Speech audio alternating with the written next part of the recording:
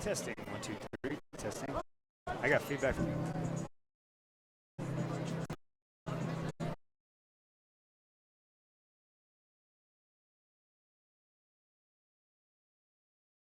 Thursday Night Football, we have a fantastic football game for you.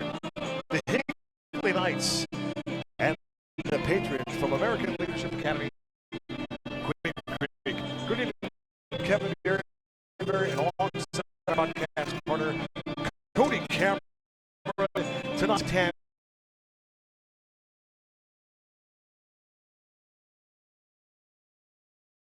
Stake is a piece of the top spot in the 5A Conference San region.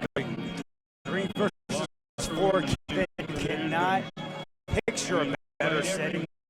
68 degrees of smoke coming out of the banners. Awesome pregame here. We're on the field talking to coaches.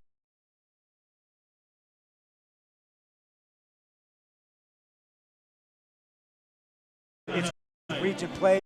Kevin, we got D1 players on the field. We got 3 versus 4, and we got offenses that can very well put up 50-plus points every single.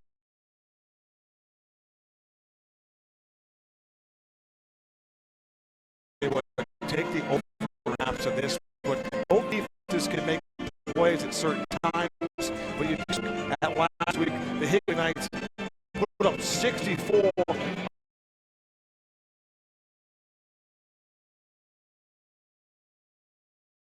Years ago in the 4A conference, but the Knights, they did impress me.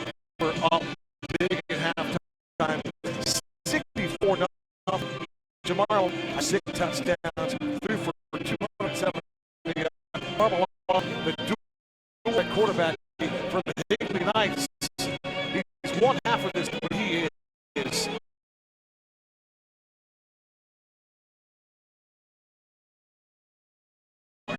Think of the class of 2025, and you say, wow, those are really young kids. You know, they're really just barely getting experience. They, especially not some of the hospitals in the state of Arizona. That is the case with close to 100 yards on the season. Kevin, 20.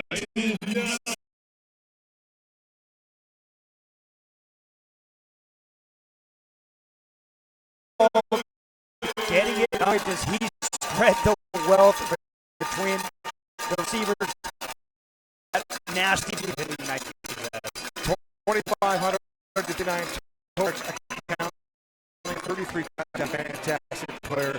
Carter Hancock, those guys, the Twitch guy, but he's a guy who's small field. In fact, he punts. He's a 4.0 grade point average.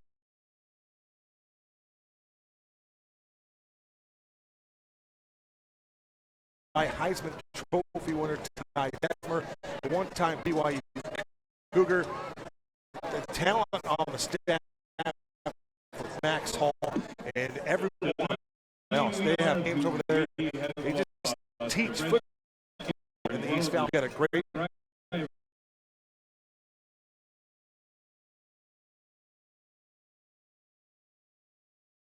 and he also is a leading receiver. And not only that, he returns kicks. So Ryan Meza can go pick 6 to the house against defense. He can blow the top off. He loves double moves, corners, pitch goes, and match 9 route, blow off that coverage, and punts. You know, when you think, hey, you have momentum swinger here in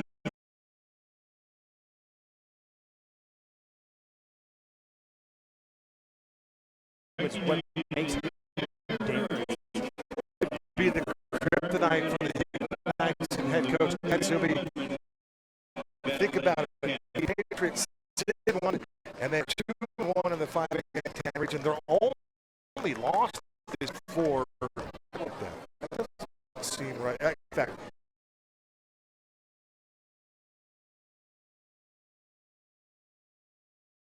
region play. Their only loss of the year is say Queen. They play good football teams. They're tested quarterback tonight. I just wanted to mention that the Patriots have already back right out here. They put them up 9-14. Yeah, and the seat for Higley Creek third last year came in from state of Utah behind Logan Hubler, who quarterbacks 5 the Premier, one of the best dual threat. He's playing his late, and then that comes in the 22 passing touchdowns. And in the first 7 weeks passing, and no one coordinator Max Paul, he wants to throw the quarterback that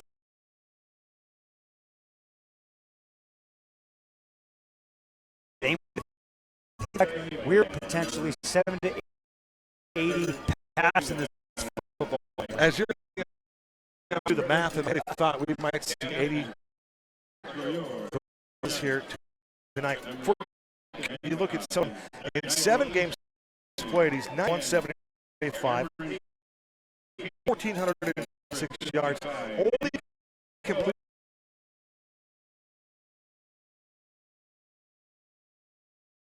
I tell you what, he takes chances, shots down the field, and the reason why he only a fit passer to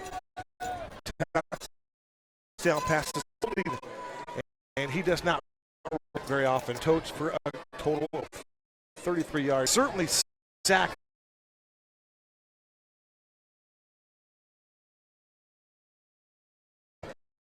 Really be the better quarterback chance to show up because he wants to outduel Jamar Malone. We're going to have multiple call-outs out here. I was down there pre-game state with an Arizona. Aaron Flew grabbed the offensive coordinator. There's some other big names that have been potentially walking in the valley. This is a star-studded match. Coaches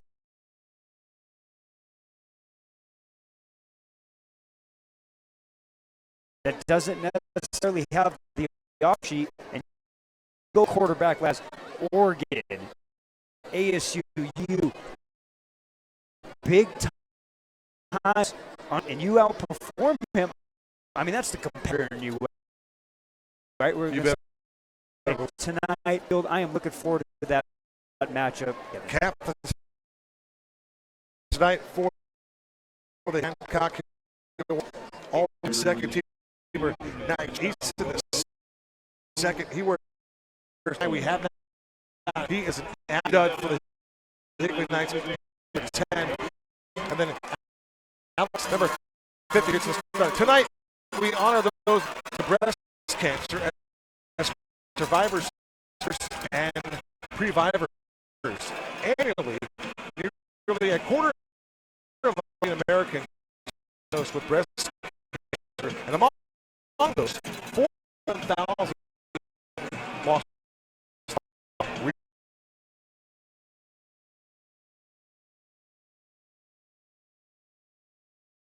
Representatives on the fence. Game ball. 2 members of the Knight family attack. Mrs. Arrow's Emily Gilly. These are among brave men and women who faced and conquered breast cancer. Please join us tonight. Their courage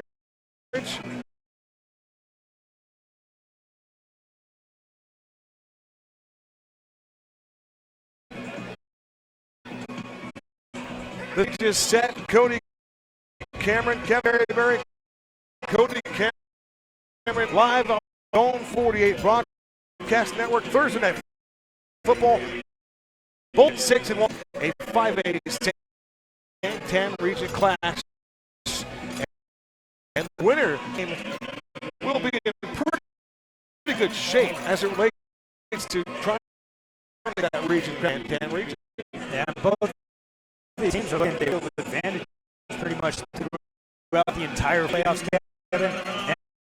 And the way to do it, tonight's for him, came in the region against the Horizon, who are at the top, tied with Queen Creek. Both of those two teams are in the Patriots the top. Back here for Higley Knights. Dominic Zito is one of the players back deep in the Dan Hall.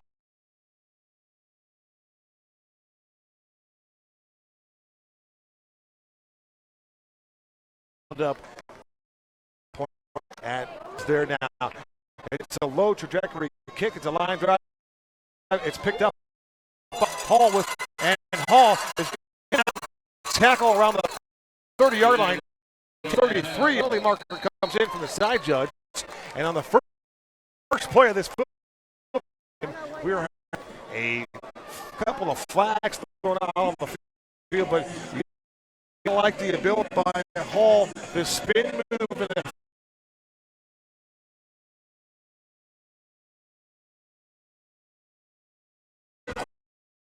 quarterbacks in the junior this game rushed for 657 yards, 0.9 a carry, Kevin, and it's not just in the run game. He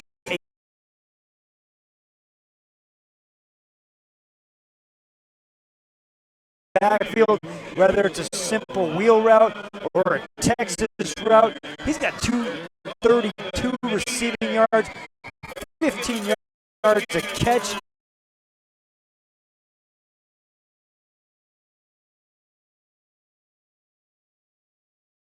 Through 7 games.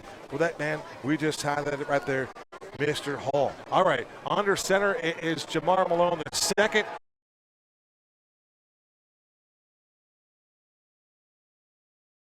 First play of the game, and getting in the backfield, wreaking some havoc early on here. It looked as though it was Ashton Miller, all regions team, just picked the 8th tackle there.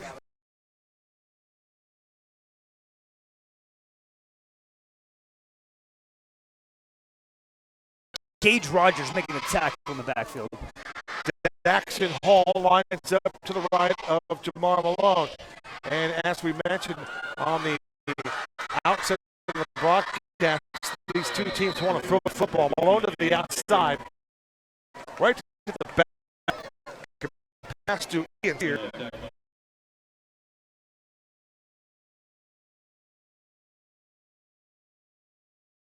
He did well, Cody, because the Whites were all over, swarming the football and leaving nothing for this Higley Knight offense. Yeah, both teams want to go fast, Kevin. Hardly ever huddle in this. Malone working out of the gun.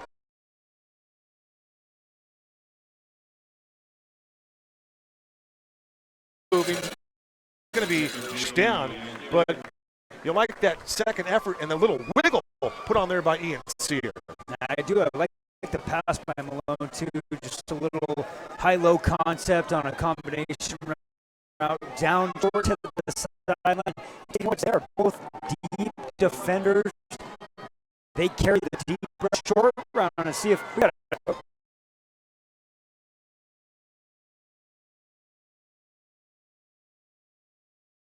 nice early on. It's going to be Jamar Malone to Hall, and Hall is going to be stacked up, and he's not going to get it. Wow, huge gamble here in the first quarter on the first drive for Andy Zuby and the Higley Knights. They go to Dagan Hall. Really just dive play toward the teeth of the defense. And I'll tell you, the white shirts were there, and they snuffed them out. Man.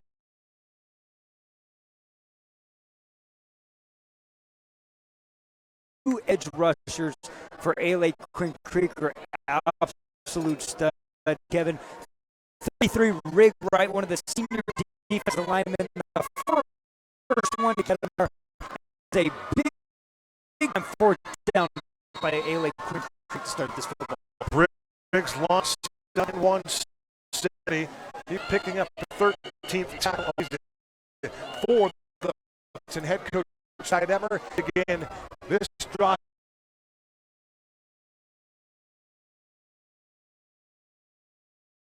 And Agnew gets out. He fires for the navy blue shirts get there.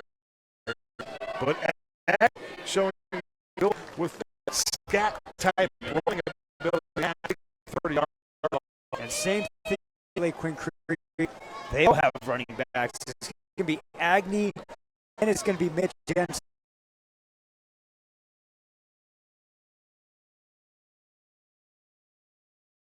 Yeah, pick your poison for Jensen touchdowns. Cowart to the air. First pass complete to the air, and Drake is going to be taken down immediately. Gain that catch. Number 10.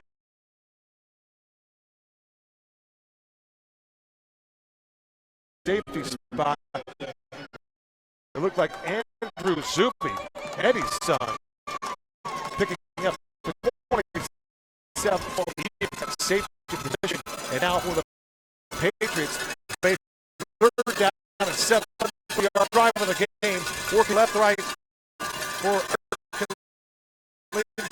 Academy. Team of Arizona in the 5A conference. There goes Mesa in motion. Put the ball in the hands of Mesa. Mesa makes a move. And into Dayline Mesa. And I'll tell you what, he just looked like a blur on your screen right there. Good zip on the pass from Cowart.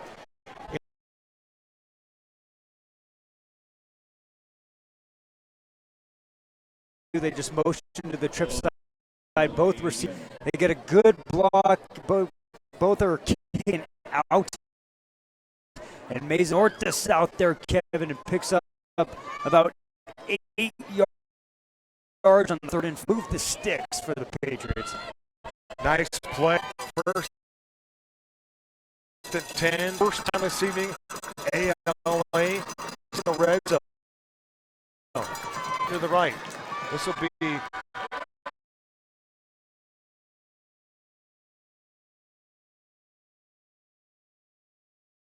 that's Drake Clough running with the football. Call that kind of like a little pitch pass. Almost a fly sweep. It's the new version of the fly sweep because it's a forward pass. A little toss sweep. How about the play? The junior strong safety for the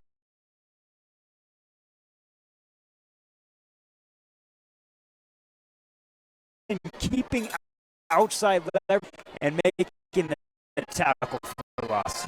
For a dude 6'2", just a junior coming forward back in a TFL last week.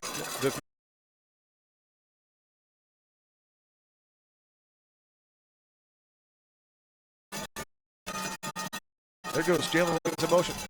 Cowart back up there looking left. Here comes the pressure. He dumps a pass out over the middle of the field and making the catch.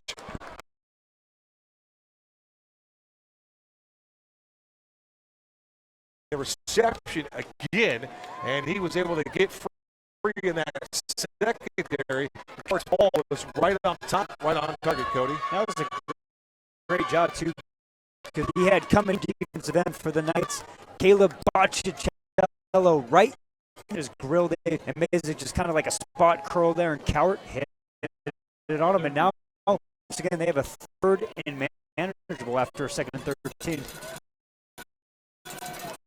The spot on the 12-yard line. Third down and 4 for Cowart.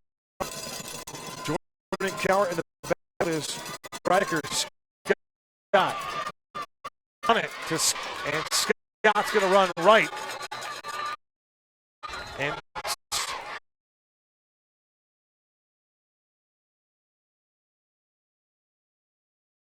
the pile towards the end zone.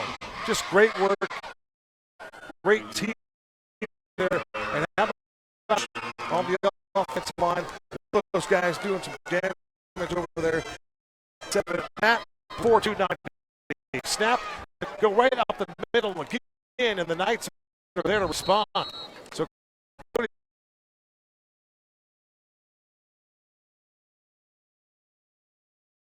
2 seconds or so, you might miss something. Yeah, that was getting that last kick the gut, and hey, they get the first down. Let Higley try there, and they're going fast. I beg your pardon. Indeed, it was Mitch Jensen. It looked like Riker Scott. Riker Scott, 4-yard last week on offense. They go to Jensen again, and he just lowers the shoulder, and he's going to find his way towards the goal line where we haven't. And for Jensen, just a powerful run right up the middle. Bring the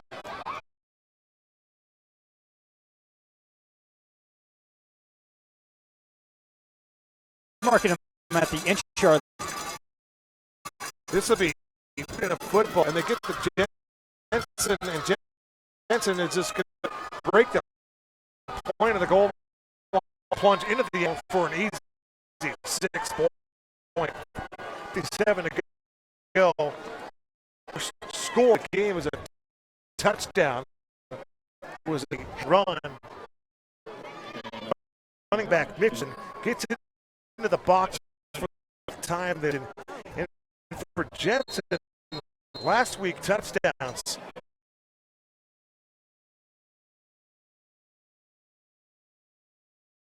From 59 to 14.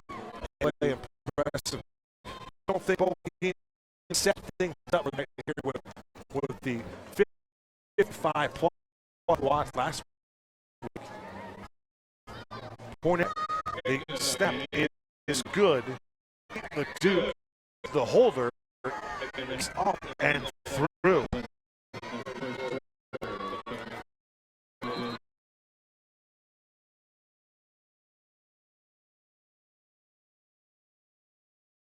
Quarter. Our new score, the 8 and the 9. I wanted to get to the young man who for LA. That is Hash. And just drilled it right through. So some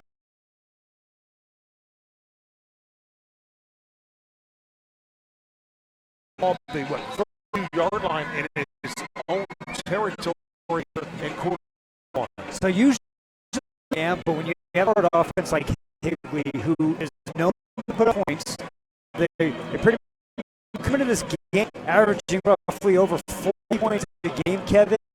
Not necessarily because you want to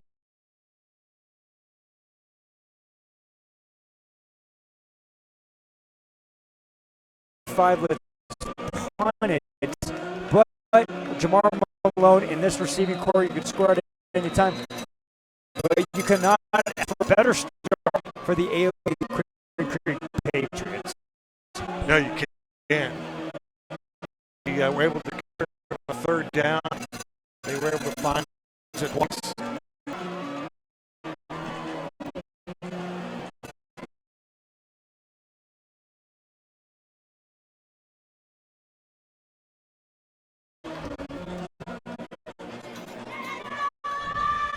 superstar next to Carter Hancock, because that's what he is, Kevin. This kid is phenomenal. And everyone's going to say, you know, Higley making the adjustment, moving down from 6A to 5A, naturally all their stats are going to be increased. It's much worse football. Guys, I watched Carter Hancock play twice last year against good 6A teams. He played against Boulder Creek, an established 6A program in the state of Arizona, and he killed those guys. He was destroying that secondary all night long. He's amazing off the snap. He's so elusive. He gets any type of inside route because of his speed, and he's got great hands, and he just showed all of that with that catch. And there's Daxon Hall breaking a tackle at the line of scrimmage, and you can see his sprinter speed to the end zone for Mr. Hall, and that was a pretty run, but it was the adjustments for the Higley Knight offense, and it was that quick tempo once again that's kind of kept the Patriots flat-footed. And this kick by Olsen is going to go out of bounds. That will lead to a procedure penalty. 4:09 to go, opening quarter. It's 7-7. The play that set up the drive, it was Jamar Malone to Carter Hancock for 21 yards. And then the next play was a 30-yard dash for the catch for Daxon Hall. For Daxon. Daxon gets into the end zone for the 10th time this season. He is accounted for 15 touchdowns, as you say, for that note next to number 8, superstar. Yes, and his older brother Drayson was an absolute stud here at Higley back in the day, and Daxon's doing exactly that, following his footsteps and more importantly, making an own name for himself. This is a very young program for American Leadership Academy. Their first year in the CAA came back in 2012, so they're just over a decade old. Are the ALA QC Patriots. Ty Detmer is 15-3 in his first year and some change. Snap back to Cowart with a play fake. Dumps it off into the flat to the tailback, looking for the edge. He's got the edge, turning it upfield and going down the sidelines. This is the Patriots tailback, Bubba Agnew. He's going to go into the end zone and score a touchdown. 65 yards on a pass from the flat, and using the speed to the far sideline, and goes up the sideline and houses it. How about that response for ALA? Just a quick play action leak out from the backside into the flat. They get a great seal by the receiver, and Bubba Agnew gone. Down the sideline, 65-yard touchdown to the house. Gashed everybody in the Higley secondary, Kevin. Bubba Agnew in the end zone for the 7th time, and I must say, when you looked at that last replay, that was tremendous camera work by our crew. How about Mr. Barranco down there? This kick is blocked, and the Knights have a free field in front of them. And boy, you can't return it for 2 here. In college, you can. I saw that happen last week. You don't see that very often. But how about the quick strike ability? We said, hey, you better get your popcorn and you better get sat in your seat. Buckle up, folks. We could be in for a shootout tonight. Well, we said over or under. You know, I think me and you off the broadcast said about 100 points. We're already at 20. You know, 20 with 4 minutes to go, and both teams striking. ALA Quinn Creek, heck, they've scored twice in a matter. They must have had 3 minutes of time of possession total in this football game, and they've scored lightning fast, and that's even with converting 2 third down conversions in this football game. That was a one-play drive that went for 65 yards. And that was Drew Cowart with his 23rd touchdown pass. And it was Agnew, again, turning on the afterburners as he went down the sideline and got it done.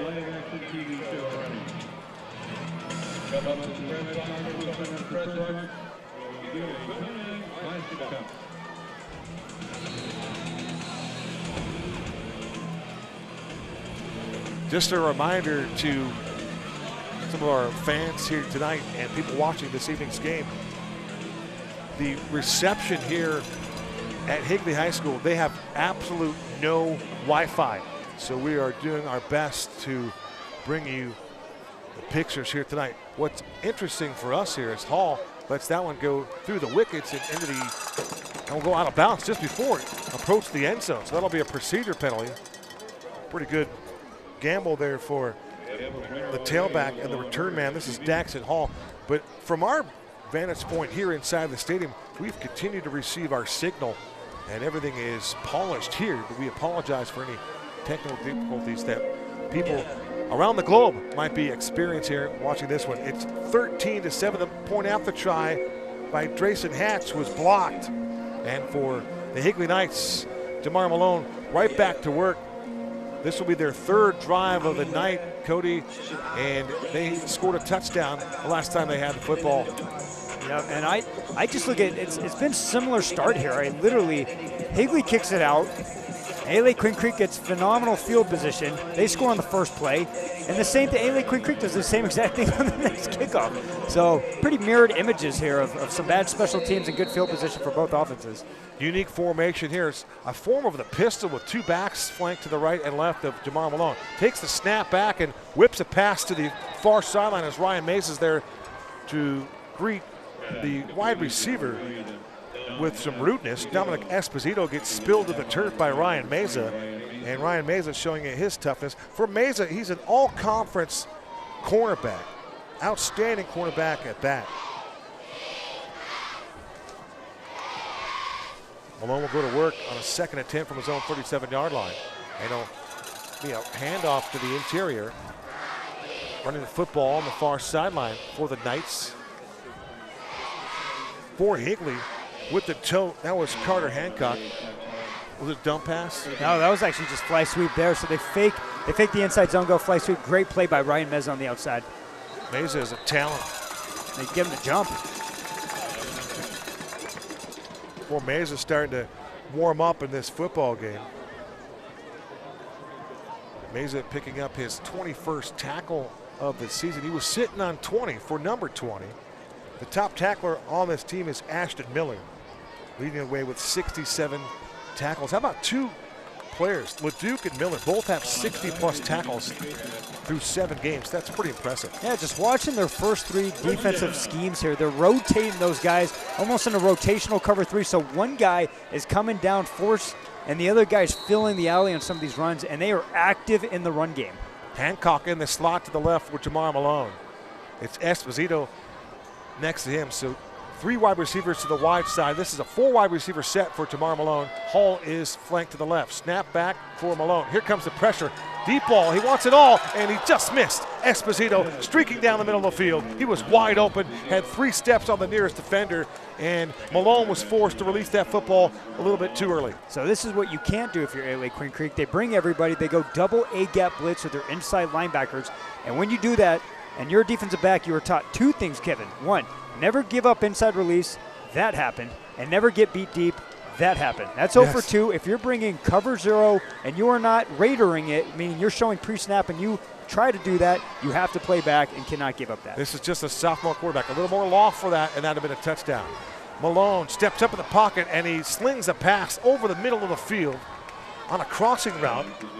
Once again, looking for Carter Hancock, and that ball had a tremendous amount of pizzazz on it.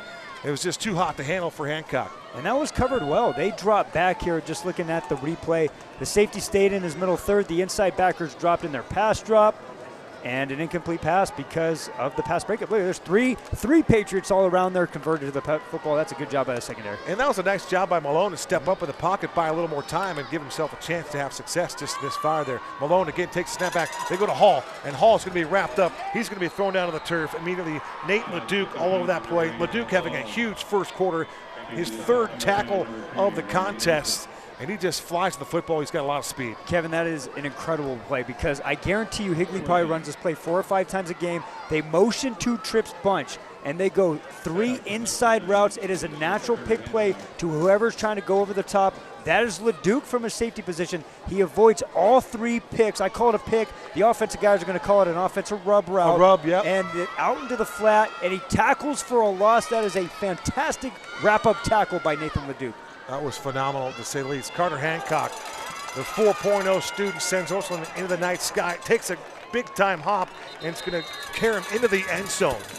What a punt for Carter Hancock, unofficially right near 70 yards in the air, and that was just quite the boom. So they'll flip the field here. The Patriots go back to work with Drew Cowart, trailing with this 13-7 lead. It's hard to imagine that it was Agnew. Last time he touched the football, he went 65 yards. In fact, when you go back and look at that play again, it was untouched. He got to the edge, used that speed, and again, he tight-roped the sideline as we saw on the great cinematographer from Joey Mascaro right here on the Zone 48 Broadcast Network. Back to work for Cowart. He'll go to the ground game this time.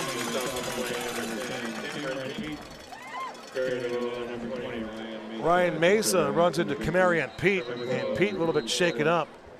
For Kamarian Pete, he's got some gaudy numbers. I mean, they are eye-popping, Cody.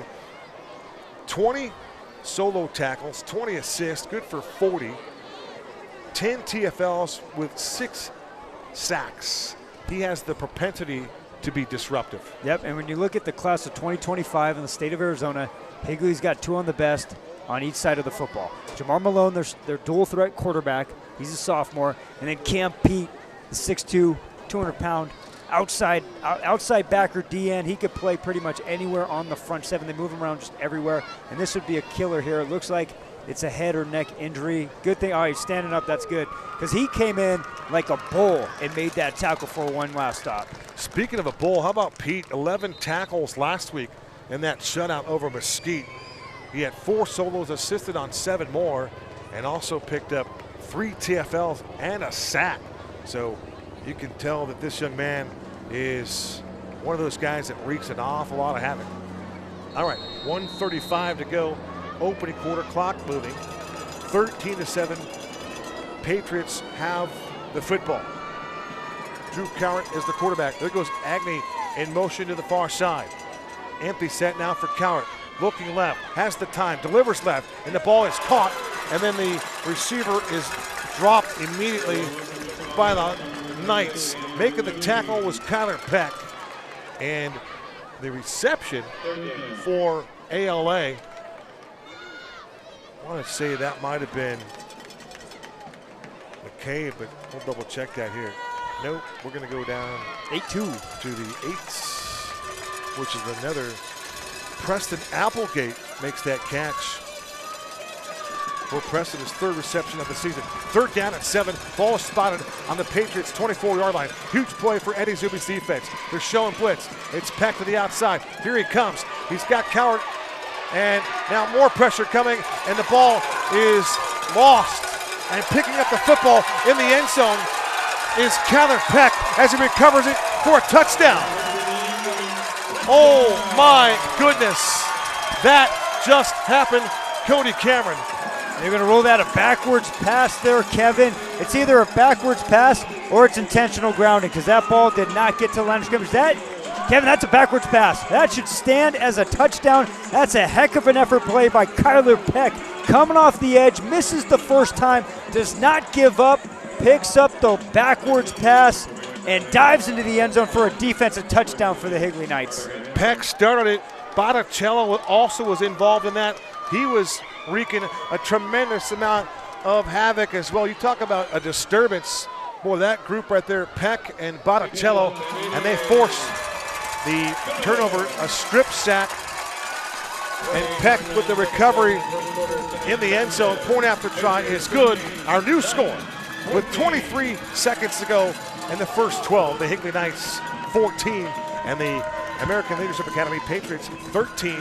How about that for some fireworks? Well, I was going to say, yes, it is the only first quarter, but if Higley gave up a touchdown on that drive, Kevin, you're not calling the horses. It's only the first quarter, but it is not a good start defensively. What a turnaround there, man. That is a vicious defensive play by the 2 end guys, and that is a tremendous hustle play by the senior outside linebacker, Kyler Peck, once again diving in the end zone for a touchdown. Botticello with his 6th sack of the season, 6'3", 220, had 2 sacks last week, but Botticello with the strip sack, and then Kyler Peck, who started with the pressure, so he gets a hurry, and boy, those 2 guys, talk about converging on the football, that was outstanding. Yeah, you needed that. I mean, this game could very well be to who comes up with that last defensive stop. You just kind of have that feeling early on here in the first quarter, but creating turnovers is a very fast way for a team to win this football game as well. Connor Olson would connect on the point after try, and that's where we are right here, 14-13 on Thursday Night Football on the Zone 48 Broadcast Network. Here comes Olson again as he swings that right leg through it, and making the catch around the 5 is Meza. Here's the 10. Meza is going to get tackled around the 12-yard line. The young man that made the tackle is on the turf, and he's slow to get up.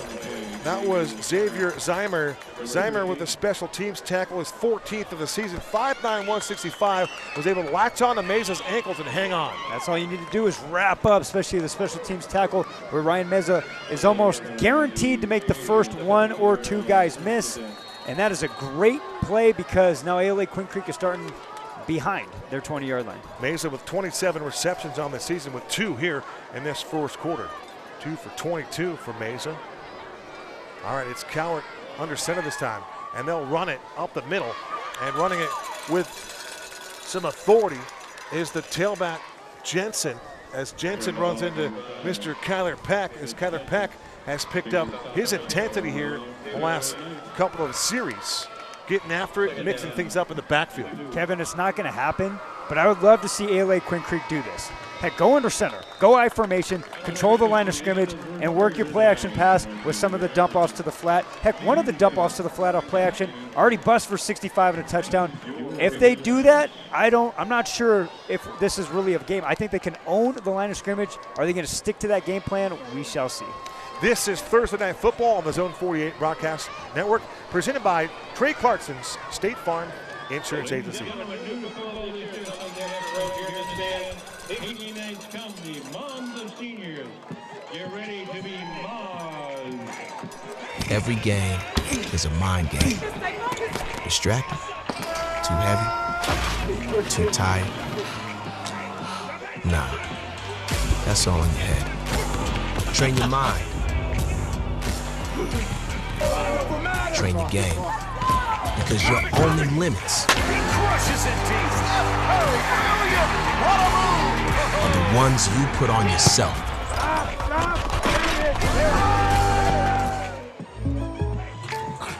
Jake from State Farm. Thanks for the great rate on my insurance, man. Wait, I said Byron got the Patrick price? I thought that was our thing.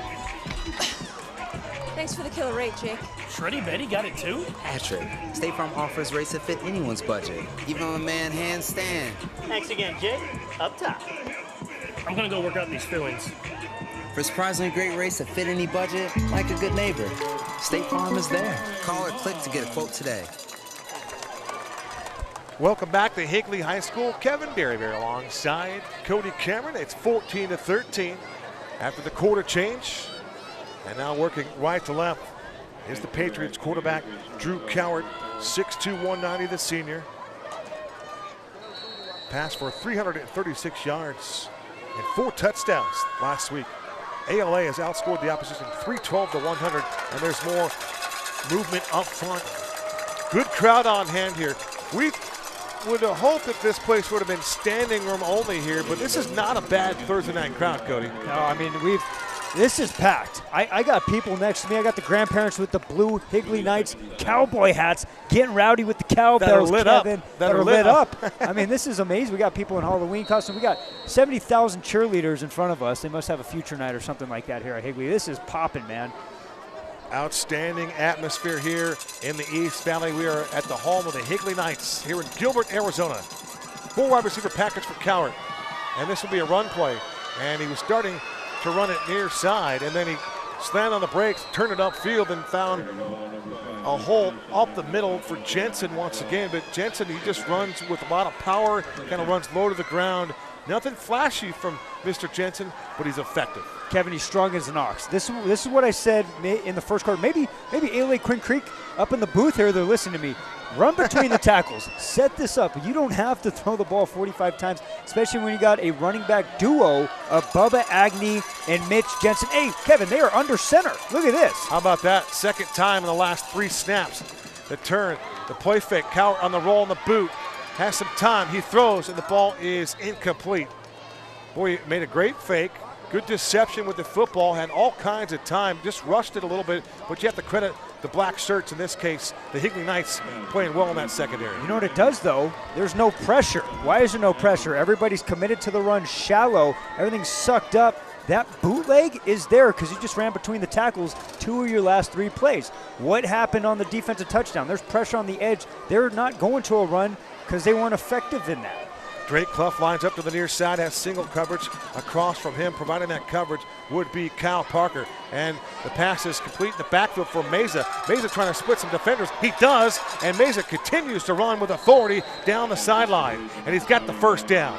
He caught that pass about 2 yards behind the sticks and was able to catch the football and then turn it up the field and break a couple of tackles. You talk about strong as an ox for Jensen. How about Ryan Meza? He too is a brute. Yeah, they run that play twice now. They motion to trips, double stock on the outside. It's tough to get that third defender over there because you're pretty much 2-on-2 guaranteed stock block. And Ryan Meza running through tackles, picking up the first. Gain of 12, 1st and 10 from the 43-yard line of the Patriots. Jensen remains the deep back. He is to the left of Drew Cowart. 3 wide receiver package. There goes the tight end in motion to the near side. Snap back to Cowart. His pass again on that bubble screen. And the Knights will spike the ball carrier to the turf. Making the reception for the Patriots was Jaden Williams, his first catch of the evening. 5'9", 155 for the junior. His 22nd reception of the season to go along with 342 yards. Kevin, they are setting up the bubble and go. I guarantee you we're going to see the bubble and go because they've run the bubble quick screen 3 or 4 times, and the receivers are doing a good job of stocking. Bubble and go is coming. They're going to pump that and then take off. Yep. Shotgun snap for Cowart this time. Fires a pass over the middle field, and the ball is caught. A beautifully thrown football as the wind picks up here in Gilbert. Making the reception for ALA was Drake Clough. And you talk about a little zing on that pass from Cowart right into the soft zone, and it was Clough to secure the football and move the chains. Yeah, nice spot curled there by Clough. They were in a 3 deep. Gets the defensive back on his heels and coming in there. And we have another NAU connection here, Kevin, because Drake's older brother, just like Daxon, his older brother, Ethan Clough, is also a Northern Arizona University wide receiver. Gotta love it. The Jacks making inroads here in Phoenix and the surrounding areas of the metropolitan area. 8:28 to go to halftime, 14-13 Higley. Timeout taken on the field. And as the wind picks up here, the temperature's starting to drop. It's starting to feel like some serious fall weather. Kevin, what happened? I mean, there's not a cloud in the sky all day, not 5-mile-per-hour winds, no way stronger than that. They just get hit with a 30-mile-per-hour burst. Incredible. We're going to take a quick break. You're watching Thursday Night Football, presented by Trey Clarkson's State Farm Insurance Agency. Welcome everyone to Grand Canyon University, located here in the sun-soaked city of Phoenix, Arizona, one of the largest and fastest growing universities in this country, while leading a movement of service and leadership with purpose. If I line up 10 kids today and say, why'd you choose Grand Canyon? 9 out of 10 will say it's the strength of the community. I wanted to attend affordable Christian university in a place I could truly thrive. GCU, they opened the door for me when nobody else would. GCU truly cares about students and alumni and wants to see us change the world. Grand Canyon University is a champion of inclusion, community, and equal opportunity for all. This is the College Tour. Streaming now on Amazon Prime. Welcome back to Gilbert, Arizona. This is Cowart on a play fake. Wants the deep shot. He's got Meza wide open. He makes the catch. He's going to turn around, and he's going to just walk into the end zone.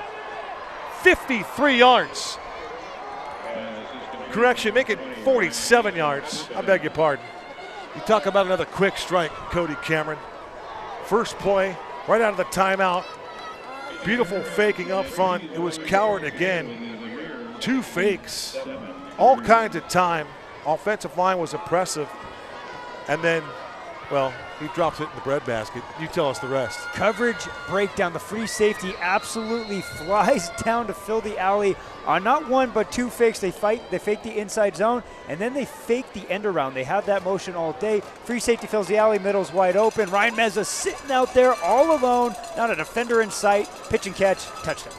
And now Ty Detmer has elected to go for 2 with 19 on the scoreboard. Here's a play fake. Here comes the pressure. It's Peck again, and Cowart's going to try to get rid of the football.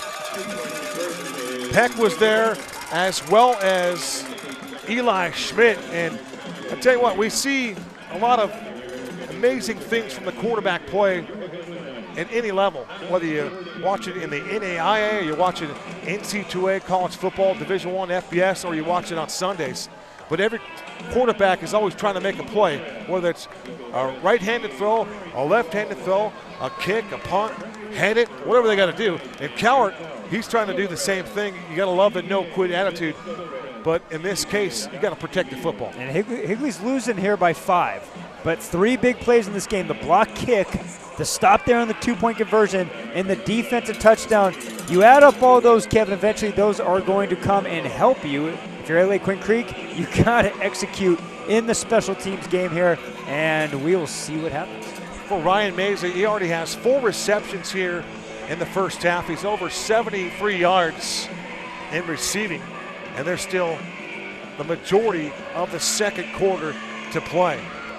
But for Meza, he continues to make all kinds of plays. His 5th receiving touchdown of the campaign, and Cowart has 2 touchdown passes here in this one.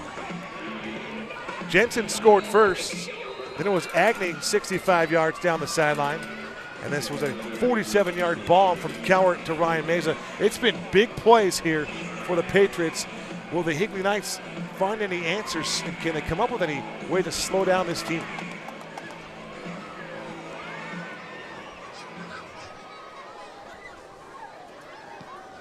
And we are ready to go.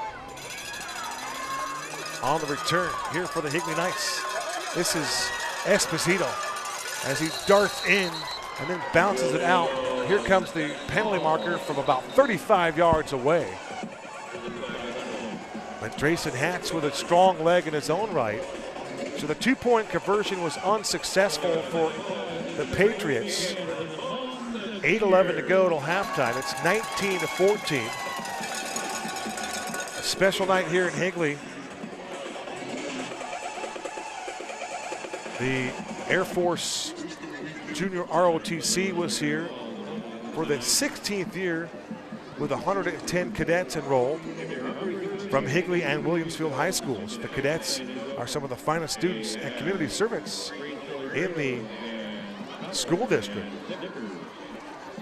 The Air Force Junior ROTC program was designed to develop citizens dedicated to serving their community by building integrity, character, discipline, and teamwork in everything they do. And here goes Tamar Malone. He's loose at the 50. 45. And Malone will take it all the way in to the 20-yard line. And watch Higley go fast. Watch them go fast here. Kev, I believe they started at the 37 to 40-yard there. Unofficially 45 yards for Malone. And Tamar just got loose.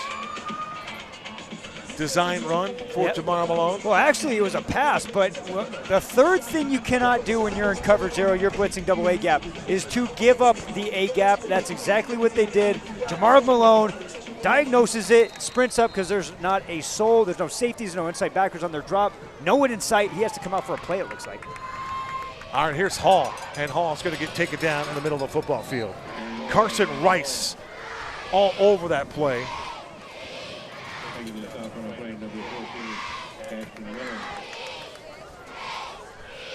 Ashton Miller defensively there for ALA was one of those guys there.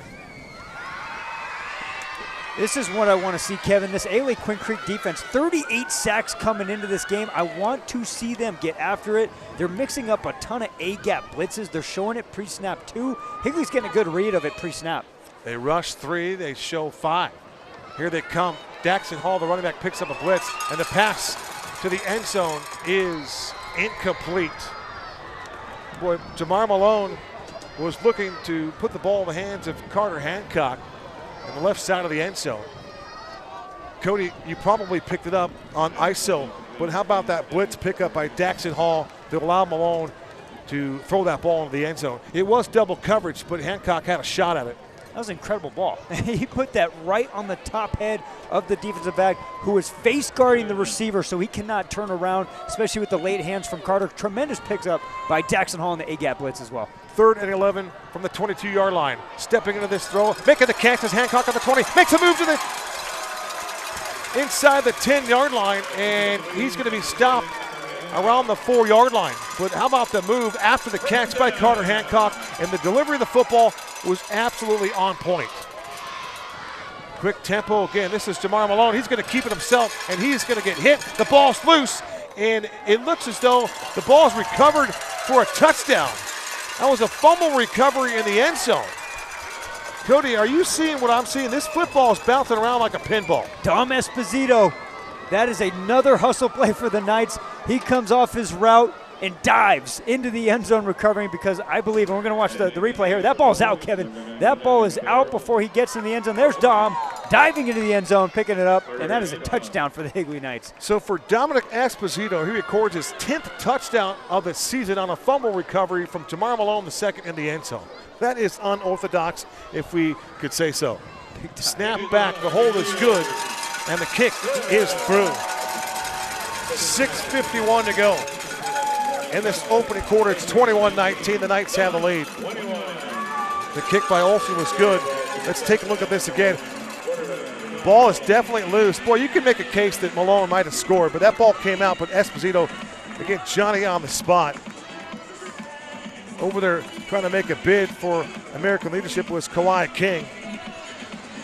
So it's 21-19. It's been big plays all over the place. And you talk about some physical play. There's been some hitting going on this one, Cody. It's another coach's son, sophomore middle linebacker, another class of 2025 stud, Butch Veroniski. He popped Jamar Malone on the keeper up the gut.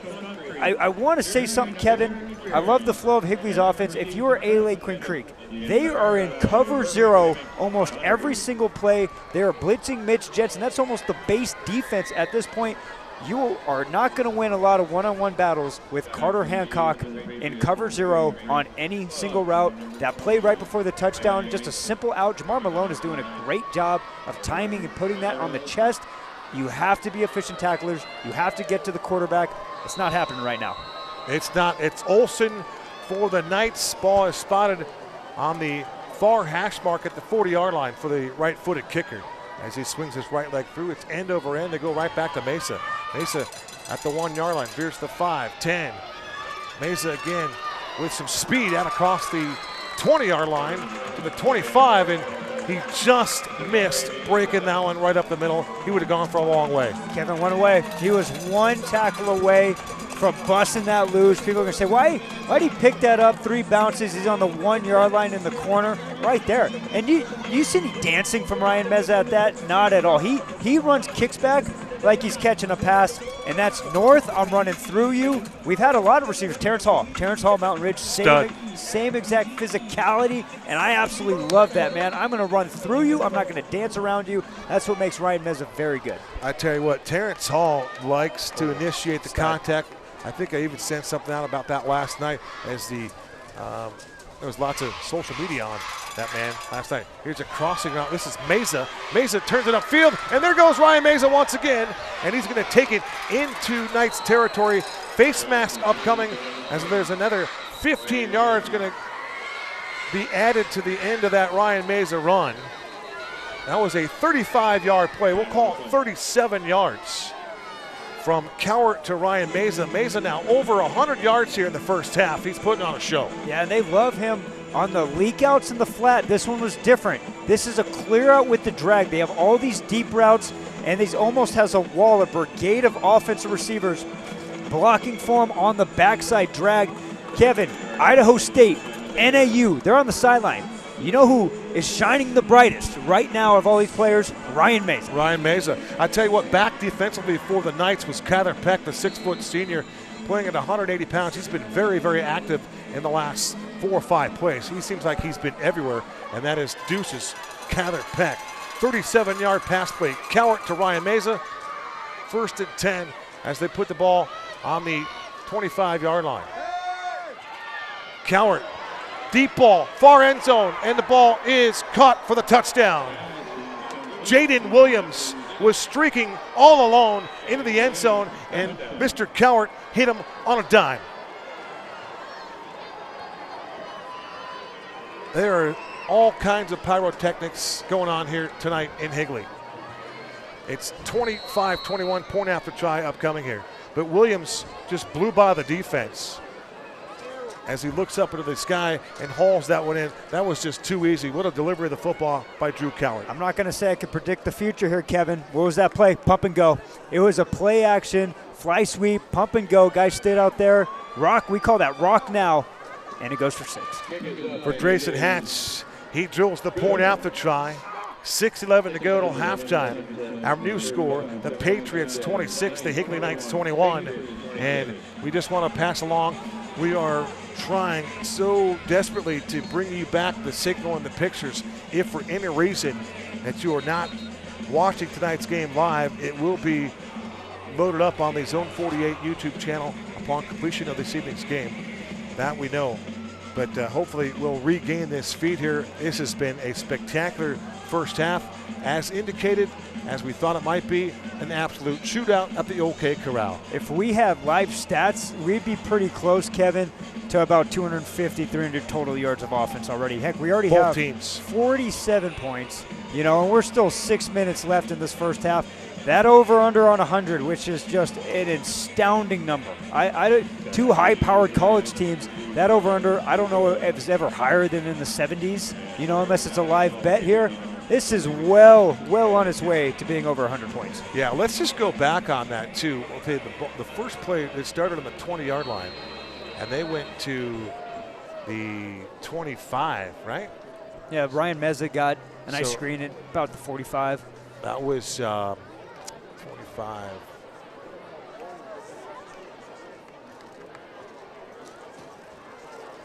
That was a 55-yard play to Meza. Look at that. So we've had a 55-yard pass play, a 65-yard pass play, both catch and runs, as Hatch pooches this one up and leaves it short, and letting it bounce by him was Daxon Hall. Coach Zuby told me, he said, we want to take control of this football game from a tempo standpoint, and we don't want to give the Patriots really any time to get things together defensively. They don't want to give them any time or allow them any time to make adjustments or changes or personnel changes. And they're just snapping it and going. Yeah, it's a basketball approach, right? Both offenses, you can tell, are just geared to, they have good game plans coming in. They do a great job of getting their playmakers the football. They have design plays, and they're not all the same. And simple formations, they have different looks off of that. At the same time, defense, especially in the secondary, you got to buckle up here, and they're two different. Higley's not bringing too much pressure, some just edge rushing. ALA is bringing the house up the A and B gaps, but both offenses are capitalizing. So I'm interested to see if we're going to make some in-quarter adjustments here for these defenses. Yes, and Cody, one question about that. With the gambling-type defense, that pressure, Malone's been able to take a couple of chances. So you play like that. You play with fire, you get burned, right? Here comes Daxon Hall. Daxon to the near side looking for some blockers. Here comes a flag for the backfield. And Daxon Hall is still on his feet. And he's running an awful long way. And he's spinning around and getting just taking some shots. He's getting peppered down there as Daxon Hall. He ran an awful long way to take the ball out to the 34-yard line. You got to appreciate the no-quit attitude in Mr. Hall, right? He's so hard to bring down. His center of gravity, the leverage. Heck, I'm a proud member of the 5'7" club here. I don't know if Daxon's taller than 5'6", and it makes it hard to see him. He's running behind this offensive line. He's a one cut and go back, and he's powerful, man. He plays exactly like his brother. Hard-nosed football player. Unfortunately, it's the third penalty on a Higley return. And instead of starting at the 35, they're starting about the 10-yard line. Yeah, so field position hasn't really amounted to a whole lot with these big plays that we've seen here tonight. It should be mentioned Daxon Hall has a 30-yard touchdown run. Back to that big play category. It's Jamar Malone. And it'll be a play fake. Watch the deep ball. He's got a man again. He's going to go 40, 50, 40. He's going to go all the way into the end zone. That'll be a touchdown for the Higley Knights. Dominic Esposito in the box again. 2 possessions, 2 touchdowns for Dom Esposito. This one goes for 90 yards and a house call. Jamar Malone to Dominic Esposito. You cannot sit down. You just can't sit down. Kevin, that's literally just a simple go route off play action. I mean, there's nothing too much about that. I don't care what defense you're in. You're going to either have 3 deep, 2 deep. You have to be back here. You got to open your hips. You got to run. And these secondaries are getting burned, and these quarterbacks are just throwing dime pieces, Kevin. They are putting the ball right in the outstretched arms of their receivers, and big-time plays are happening. For Esposito, he had an 80-yard touchdown reception to his credit. Just outdid that by 10 yards.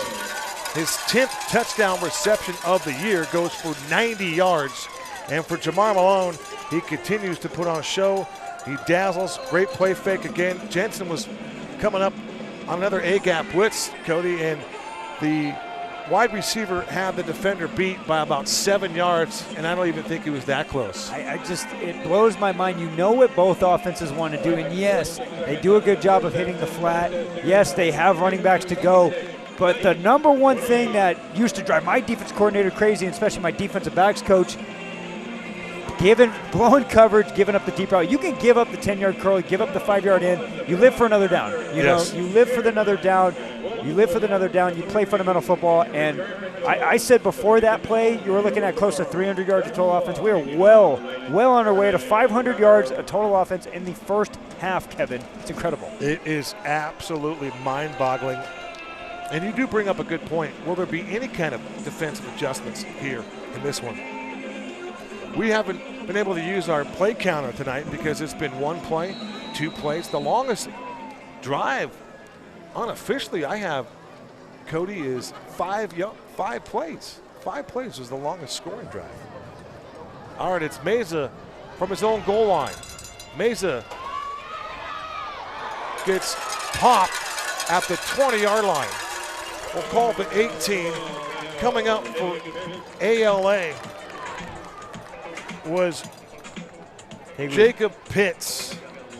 Jacob Pitts lowered the boom on Ryan Meza, and you don't see Meza take shots like that very often. That's a phenomenal tackle by the junior middle linebacker, Jacob Pitts, for the Higley Knights, wrapping his feet, driving his hips.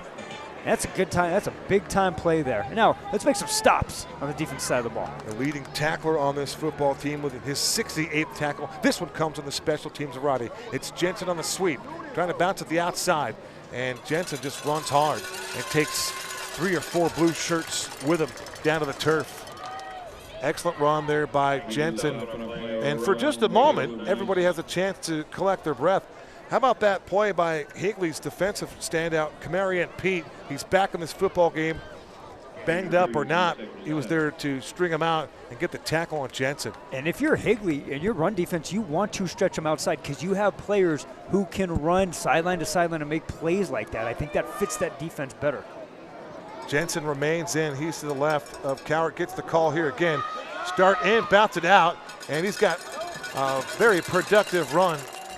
Mr. Peck was there, and I'll tell you what, also there on that tackle to combine on the stop was Caleb Botticello, and Botticello got dinged up on that right knee of his, so he's going to take himself out of this football game. He'll walk off under his own power, but Jensen finishes that run with a lot of contact. Yeah, and that's a great job of the left side of the offensive line there. Big 72, the sophomore.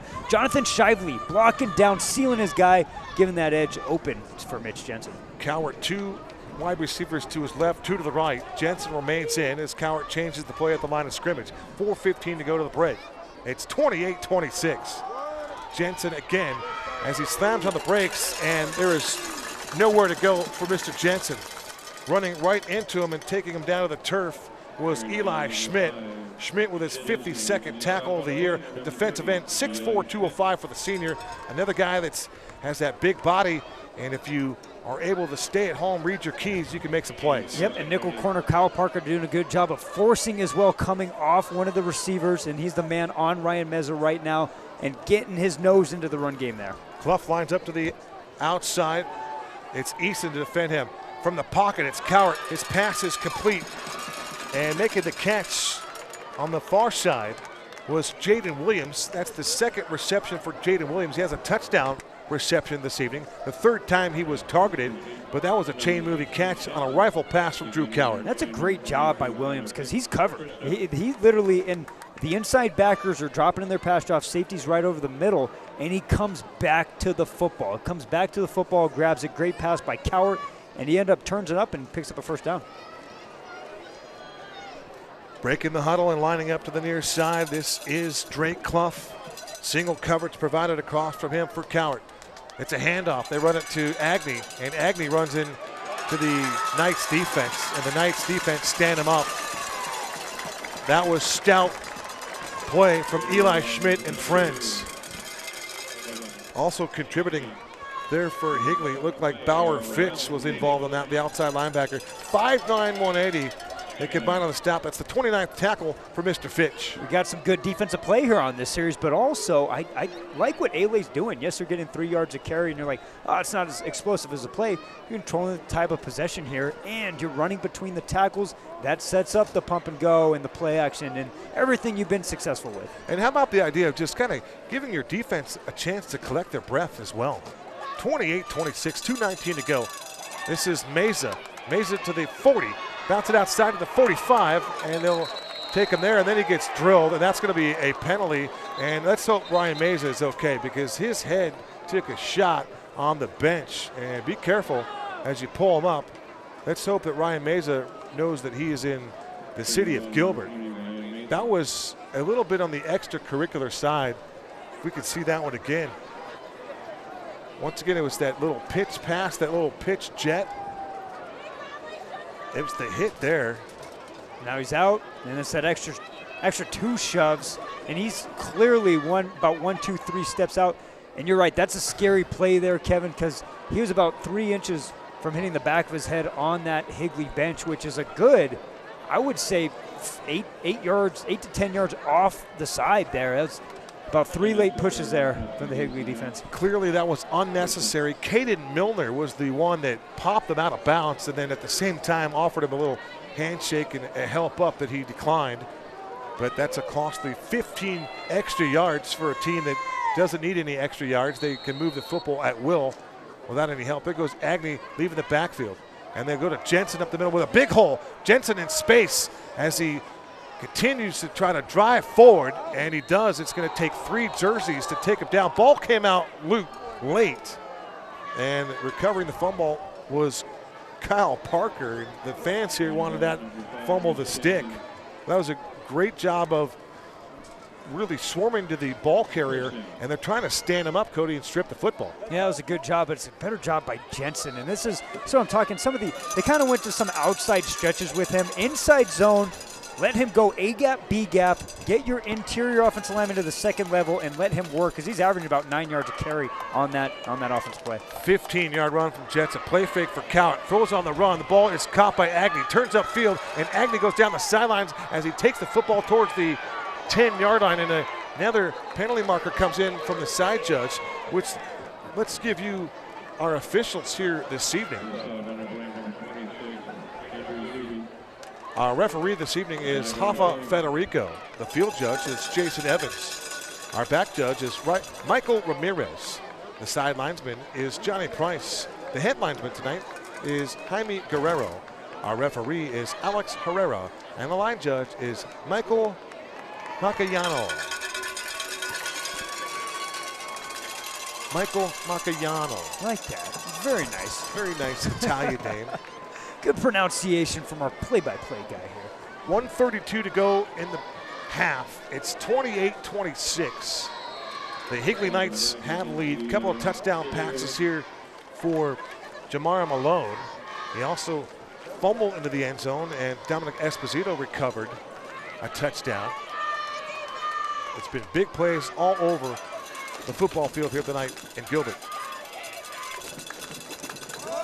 This will be Jensen on the sweep as Jensen was running laterally right at us, and he turns it upfield, and there's another 5 or 6 navy blue shirts there to take out Jensen. And I'll tell you what, one thing that Jensen does, he plays linebacker. So you got a linebacker playing tailback, and he plays tailback like a linebacker with all that viciousness and that nastiness, and he just loves contact, and you can hear those pads popping up here at the stands. This guy is what we call the epitome of a football player. Yeah, it doesn't matter if he's playing defense, offense. He wants to be the punisher. He wants to deliver the blows, but I look at that outside zone here, and I just reiterated at the play before that Higley's defense is built for that. They have guys to stretch outside. I look at Pete, a name we haven't even called yet. Nigel Eason is one of the fastest corners in the entire state. He's got a slew of Power 5 offers. Four-star kid. He's a 4-star football player. They have guys that can run sideline to sideline. What you're successful with is going between the tackles. I know you can't run it every play, but inside zone, your interior guards are working a double. The inside backers for Higley are not A-gap blitzing. They are staying stationary because they're helping with the pass drop, meaning you work double, you work it to the second level, you're getting 9 to 10 yards of carry, and what does it do? It sets up the play action out in the flat, which is what they hit for that big gain that got called back here. You stick to that. I know it sounds so vanilla. It's about 2-3 plays. The swing screen also to Ryan Meza. You're probably going to pick up 8 yards of play. Yes, you will. So eloquently said by Cody Cameron. Play fake for Cowart. Wants to take the deep shot, and the ball is going to be intercepted in the end zone by the Higley Knights. It's Donovan Adu, and Adu's going to take it out. Adu on the return, and he will take it to the 16-yard line. Another flag comes out tardy. 47.2 seconds to go in the second quarter. It's 28-26, and there is a turnover and a takeaway for this Knights defense. 2 big plays for the Higley Knights defense exactly when they needed it. If you watch the replay there, Kevin, they had the flat wide open, and it looked like 3 Drake Clough cut. Oh, he had a backside post. They probably go play action deep shot home run on that play. They had the backside post, but he stopped running his route, and Adu flies over to the deep middle, picks it off. The flat was open on that play action pass. They go for the home run shot, and Donovan Adu make it a huge play for the Knights. Outstanding pick for Adu. For Adu, his 3rd interception of the season. That leads the team, and that is the 8th interception of the year for the Higley Knights. Their 11th takeaway. So the question is for Eddie Zuby, with 47.2 ticks to go, you know he's going to continue to be aggressive, right? He's going to continue to take shots. He's got 65 yards to go, and you just got to figure that they're going to continue to take chances. I am a betting man. Bet you my entire life they're not taking a knee on this play. No chance. I thought they might run a play to Daxton Hall, set up a nice screen to him, see if they can get a nice chunk play here early on. Yeah, to get the feel-out play. This is your feel-out play. If you get past the 30, 35, you're going for it. But, yeah, they're not kneeing the ball. There's no way. They're trying to get points on the board here. So Jamar Malone back to work. In the backfield to his right is Daxton Hall. The do-it-all talent, all-region performer, Carter Hancock, also a 6A conference honorable mention player a year ago. Malone after play fake. His pass is dropped off on a crossing route. That is Taylor, and Taylor is going to take it out of bounds. So Taylor, a nice job there. Another guy, another weapon in this arsenal for Coach Zuby, but another guy we haven't talked about. Just a great job of executing and getting the ball out of bounds to stop the clock and move the chains. Yeah, and get about 13 yards on first down on the field-out play. But once again, they have 3 deep routes, Kevin, and Jamar Malone is smart enough to throw the guaranteed quick out. Gain of 13, another play fake as Malone's going to pull the ball back, and Malone's going to get hit, and he's going to get hit hard. He gets sacked on the play.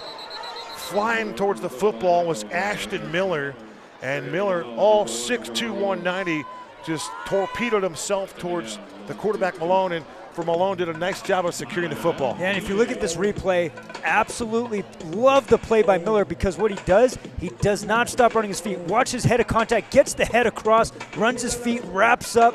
Doesn't matter. He goes, I am going to punish the quarterback on this play. That is a heck of a play by Ashton Miller.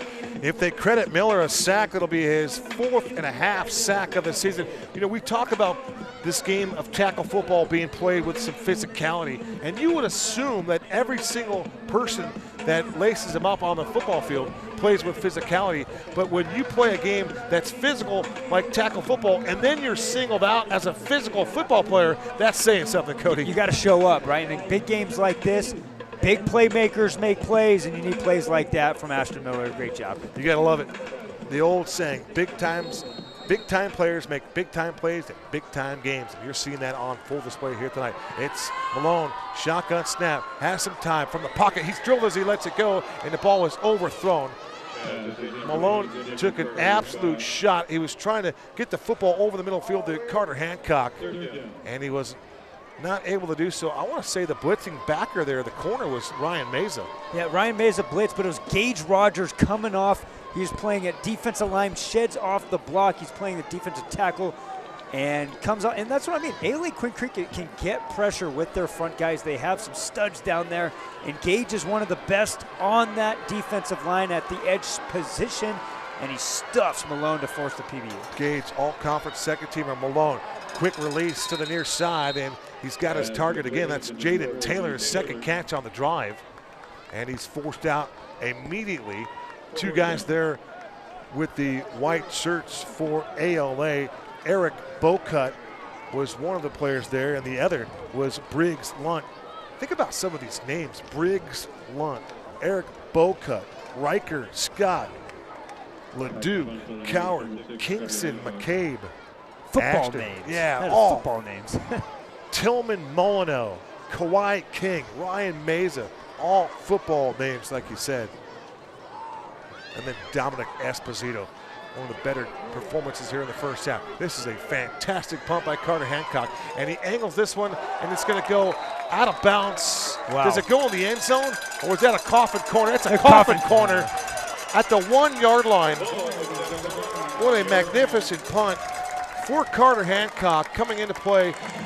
He had 14 punts for 480 yards. That is a 34.3 average, but how about the long? 75 yards. That's the third punt he's just knocked inside the 20-yard line for their top wide receiver. Can I call that do it all? I've already used that phrase for like 2 or 3 players, but that is a heck of a job by one of the best receivers in all of 5A football here. You know, a lot of times broadcasters will use, and color analysts will use Swiss Army knife. Love that too. So Captain Obvious reporting, he has that Swiss Army knife type of capability. And you talk about flipping of the field. We've seen that twice here tonight. You wouldn't believe it. We've had these many big plays, and yet teams have started their drive on the 1 foot line. And now there is a flag coming from the referee. There's a quick snap by Coward. 3.2 seconds to go till halftime. And we talked about big plays all over the place. 90 yards, 55 yards, 65 yards, 47 yards. I mean, it has just been spectacular. And what would it be like, Cody, to play for a head coach that has won the Heisman Trophy, just to have that kind of conversation? And not only did he win the Heisman Trophy playing Division I college football, but he did it at Brigham Young University. Just not a really storied program, but a program that's tradition-rich, to say the least. Just the knowledge you get every day from a coach like that, hey, especially if you want to be a college football player, like he knows exactly what it takes to get there, he has the connections to get there, and he can go towards the route to help you there, man. That'd be a heck of a coach to play for. Out of San Marcos, Texas. So it's Coward, not only under center, and they're just going to let the first half run out. And I think that was a heck of a coaching play and a tremendous decision by Ty Detmer. You don't need to take that snap. Now, I'll ask you this, just for posturing, Cody, why wouldn't Coward take that football under center? Instead of being in shotgun 5 yards in the end zone, I like that play because they got 3 yards on it. Their guys just were not set, and I believe the refs are going to call them back because they have to run a play. I'm not sure if the half can end on a penalty. I believe they're calling them back. But the clock was running, so the penalty, so they started the clock after they announced the penalty, put the football down, and the clock ran off. And I thought that was a smart, cerebral play from Coach Detmer to, pardon me, if you've ever had a set of binoculars drop from the rafters, it's not a good sight. No. The last pair of binoculars, ones my dad gave me, I dropped from the press box at Dobson High School. They took a tumble all the way to the bottom, and it was one of those where you're at the top of the stands, all the way to the bottom. Oof. Nothing there, nothing to bounce on. Just snap them in half. Oh, man. Those were no good. So here's our last play of the half here, and Higley has a chance to have a safety here. I like the quarterback sneak, though. I really like that play, but just because you start halfway in the end zone, Kevin, you're 6 yards back. Jensen is the back. It'll be Cowart to the air, and Cowart's just going to toss it 55 yards in the air, and that will be enough, and time will expire here. Triple zeros here at the home of the Higley Knights in this 5A conference Santan Region football game. It is as advertised. We thought it was going to be a top building game of the Thursday night. It certainly is. Our score at the break, the Higley Knights 28 and the Patriots from American Leadership Academy 26. Halftime straight ahead. You're watching the Zone 48 Thursday Night Football, brought to you by Trey Clarkson's State Farm Insurance Agency.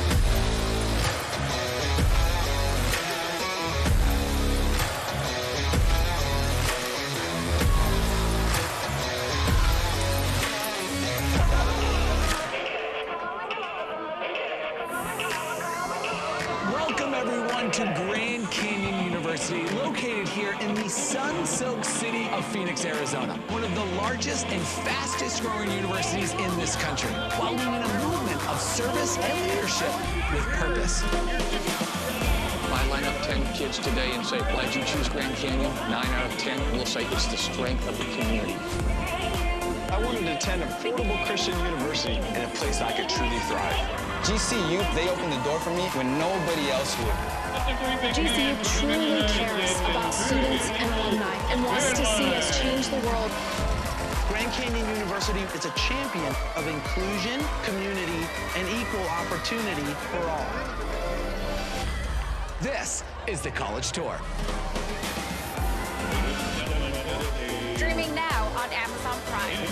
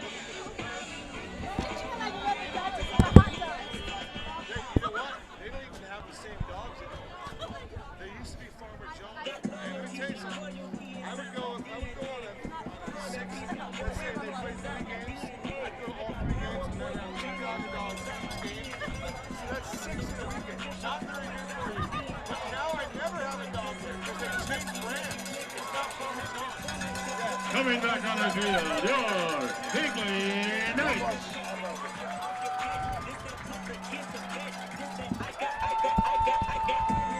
All right. You cold? No, I'm good. Dude, I took a little chill. I mean, I got the Coach Cat Special Wake Forest College football. No. It's so disappointing. There's a bunch of people on Twitter asking us to fix it too. I got one too. So you'll go back to the game. Yeah. That's a toughie. Huh? That's a toughie. Because I'm going to give you 2 cash, just so you know what's up. I have, I'll probably get that to you next couple weeks. Totally fine, man.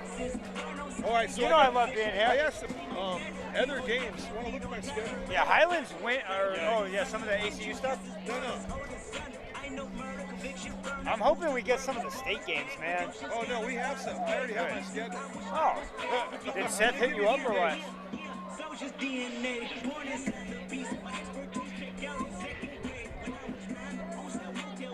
right here, so gone. I'm gone Saturday the 5th. The 18th of November. Okay. The 19th. Are you here on the 19th? So we got the finals, 2A and 3. Oh, no, these are 2A and 3A semis here. And then we'll get the finals here. Okay, that's usually at like Coronado or Campo or something like that? Yeah, one of those. Yeah. It's always in Campo. Yeah. So you got those there. Yeah. It's 2A and 3A. I think I just deleted one. Day after Thanksgiving. Right here, and then you got the 25th, and the 2nd, and the 9th. These are all title games. I like the title games. I really like the title games. This is the 19th tough. 19th, I think I'm in Flagstaff too for NAU. I think. I have to look at that. I'm for sure on the 5th in Flagstaff for that ACU game you're talking about. On the 5th, I've got ACU Hoops, #1 in the country. You see that? They are? Preseason, #1 in the country. Jesus. That's my gig. NAIA, that's a that's an NAIA. I know people are talking NAIA. No, it's good sports, man. So I got a doubleheader. I got the #1 team in the nation there, and then at 7 I got a football. Non-stop. How far away is that campus from you? Tonight. I have no flow. No, I feel like we're killing it. Weather report for now. Got clear skies and 64 degrees. We are low. We are a little low, yeah. I see more. I feel like when I'm sitting, I'm seeing the field like I need to. So in 3 hours when they upload this game, it'll all go away. But right now, we're going to see in the second half. Anybody play any D? Let's go. You ready?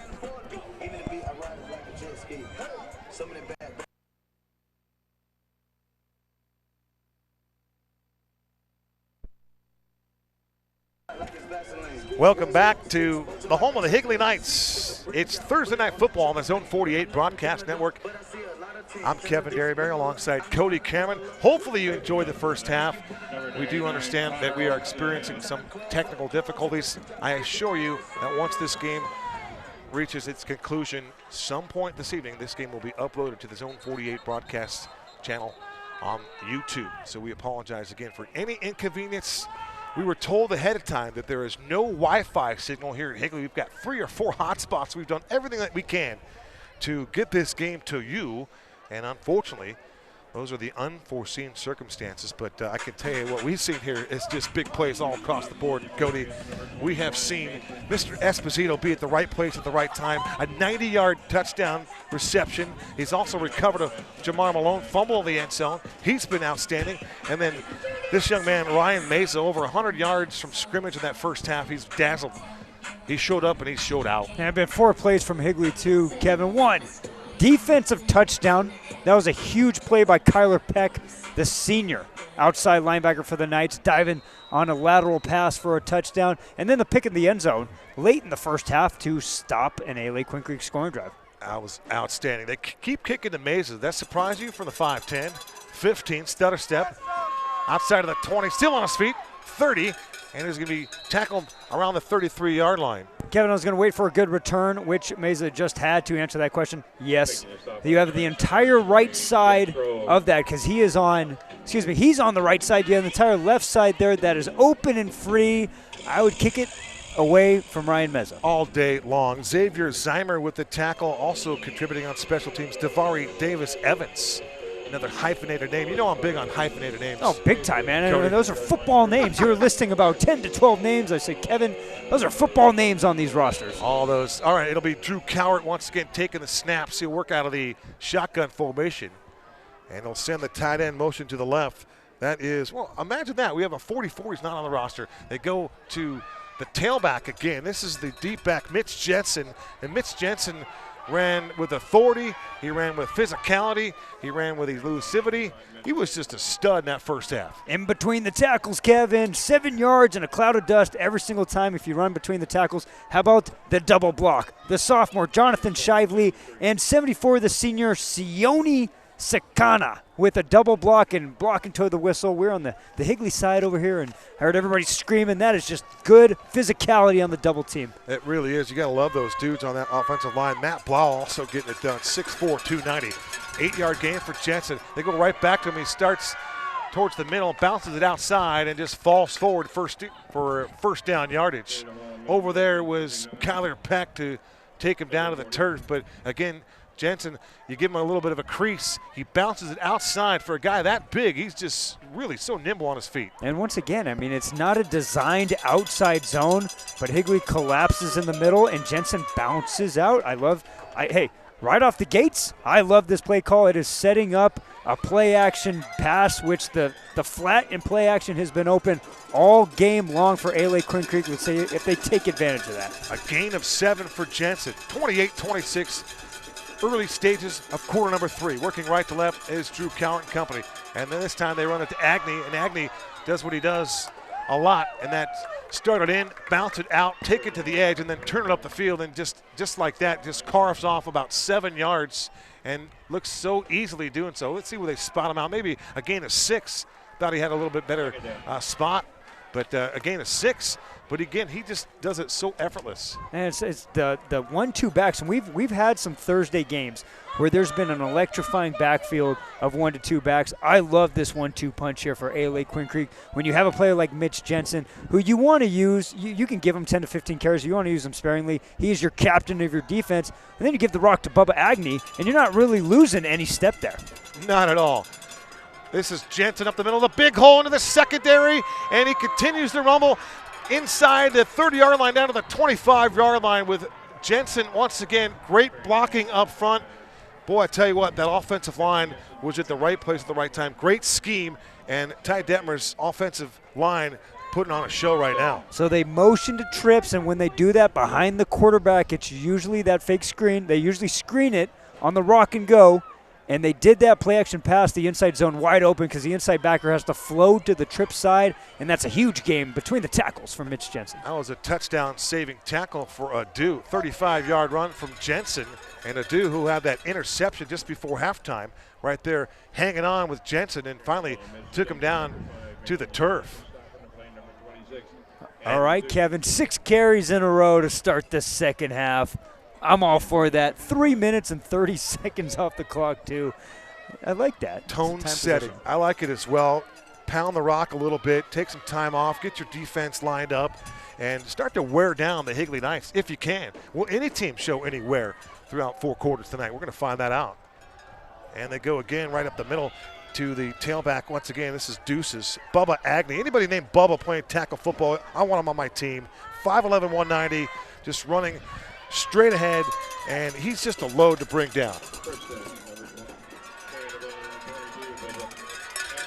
Gain of 9, 8:25 to go. You know, the Long Sheep scoreboard has that left side of it doesn't quite make the full 8. No, it does it's not. Like that. It's got the font changes on the left side of the numeral, so it's misleading what it looks like. But it's 8:11 to go in this third quarter. 2-point ball game. Patriots on the march here, as they are in the red zone for the first time in half number 2. Agnew again starts it in, bounce it outside. And Agnew slips a tackle, aiming for the pylon, and he's going to be marked just a little bit short. But that was an outstanding run, inside-outside running by Bubba Agnew, and he is a load. Yep, 7 carries in a row to start this opening drive. I was talking about defensive adjustments. Defensive adjustments here in between halftime and the quarters. How about the offensive adjustment from the A.L.A. Quinn Creek Patriots? Instead of throwing the rock deep, they go 7 carries all between the tackles and just punishing runs. This is the 8th play of the drive, and this will be Agnew, and he is going to take it in, and he is going to score the touchdown. Bubba Agnew, second time in the box for the Patriots, and they strike first here in half number 2. An 8-play scoring drive. They go 80 yards to the end zone, and that's just tone setting. And for our fans watching here on this replay, we call that walking in. Look at the offensive lineman snapping back that defensive line group. Kevin, that is a tired defensive line because 8 carries, punishing your will, and you got to make a play. You got to make a play. But when you're that gassed because ALA Quinn Creek decided to commit between the tackles, it is tough, and that's exactly what happens. They're going to go for 2. How about the seal block by Siona Sakona? And they do the same thing again, and they're going to get into the end zone. Someone lost a hat. So the 2-point conversion is successful. Our new score with 7:25 to go in this third quarter. It's 32-28 ALA, the number 3 team in the state with that 6-1 record. Their only loss to Queen Creek. What did that say for Ty Detmer and this Patriot football team? They'll play anybody, and when you play a 6A conference football team, you were just in the 4A conference a year ago. That's big boy football. Kevin, I was at that game. It was about 20-0 Quinn Creek after a quarter. Second and third quarter was dominated by the Patriots. They dominated Quinn Creek, and every 3 facets of that game, second and third quarter, just ran out of gas. They had a bad first quarter, but they hang toe-to-toe with such a tough team, a Quinn Creek team that I know you've seen, them being in Red Mountains Conference. Anytime you play Coach Sherman's team, those are tough kids, tough kids. That's a big jump for a 5A school naturally to play a program like that. And they went toe-to-toe with them. This is one of the top programs in all of 5A in the state of Arizona. We haven't mentioned it yet, but the winner of tonight's game will be 7-1. Are either of these teams candidates for the Open? The answer is no, their strength of schedule, and then plus the crossover game loss. So Higley still has their crossover game. They'd have to win here, win next week against Campo, and then beat Williamsfield week 10, which is their 6th-ever crossover game. And that's why the AAA implemented those crossover games. You lose to the 6A team, probably not making it in the Open because of your strength of schedule. But both teams can make a run at the table in the 5A conference. And that's something that we haven't seen a lot of in the last 5 years. You're starting to see that in the last couple of years. Those crossover games are really what's going to make this a better race, right? 100%. No doubt about it. Because you don't have a 10-0 4A team that only played 4A teams. 34-28. They didn't put the 2 points up the last time we announced the score. Here comes Daxon Hall. Hall to the 20, 25, looking for a block. To the outside. And he's going to scoot up the sideline, approaching the 40-yard line. They're going to mark him out at the 37-yard line, but another nice return. Same question again, why would you even kick it to Hall?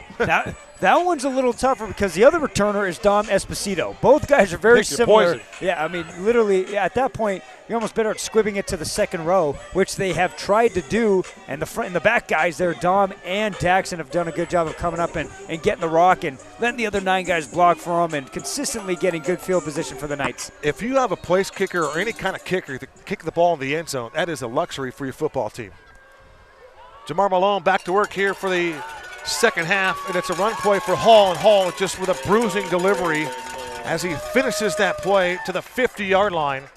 A 13-yard dash, and Hall again delivering some punishment as he falls to the 50. Corner had a chance to make a big hit there, and Daxon Hall ran right through him. Low snap for Malone, scrambling through the pocket. He's going to go down, he's going to get sacked. Outstanding play by the Patriots.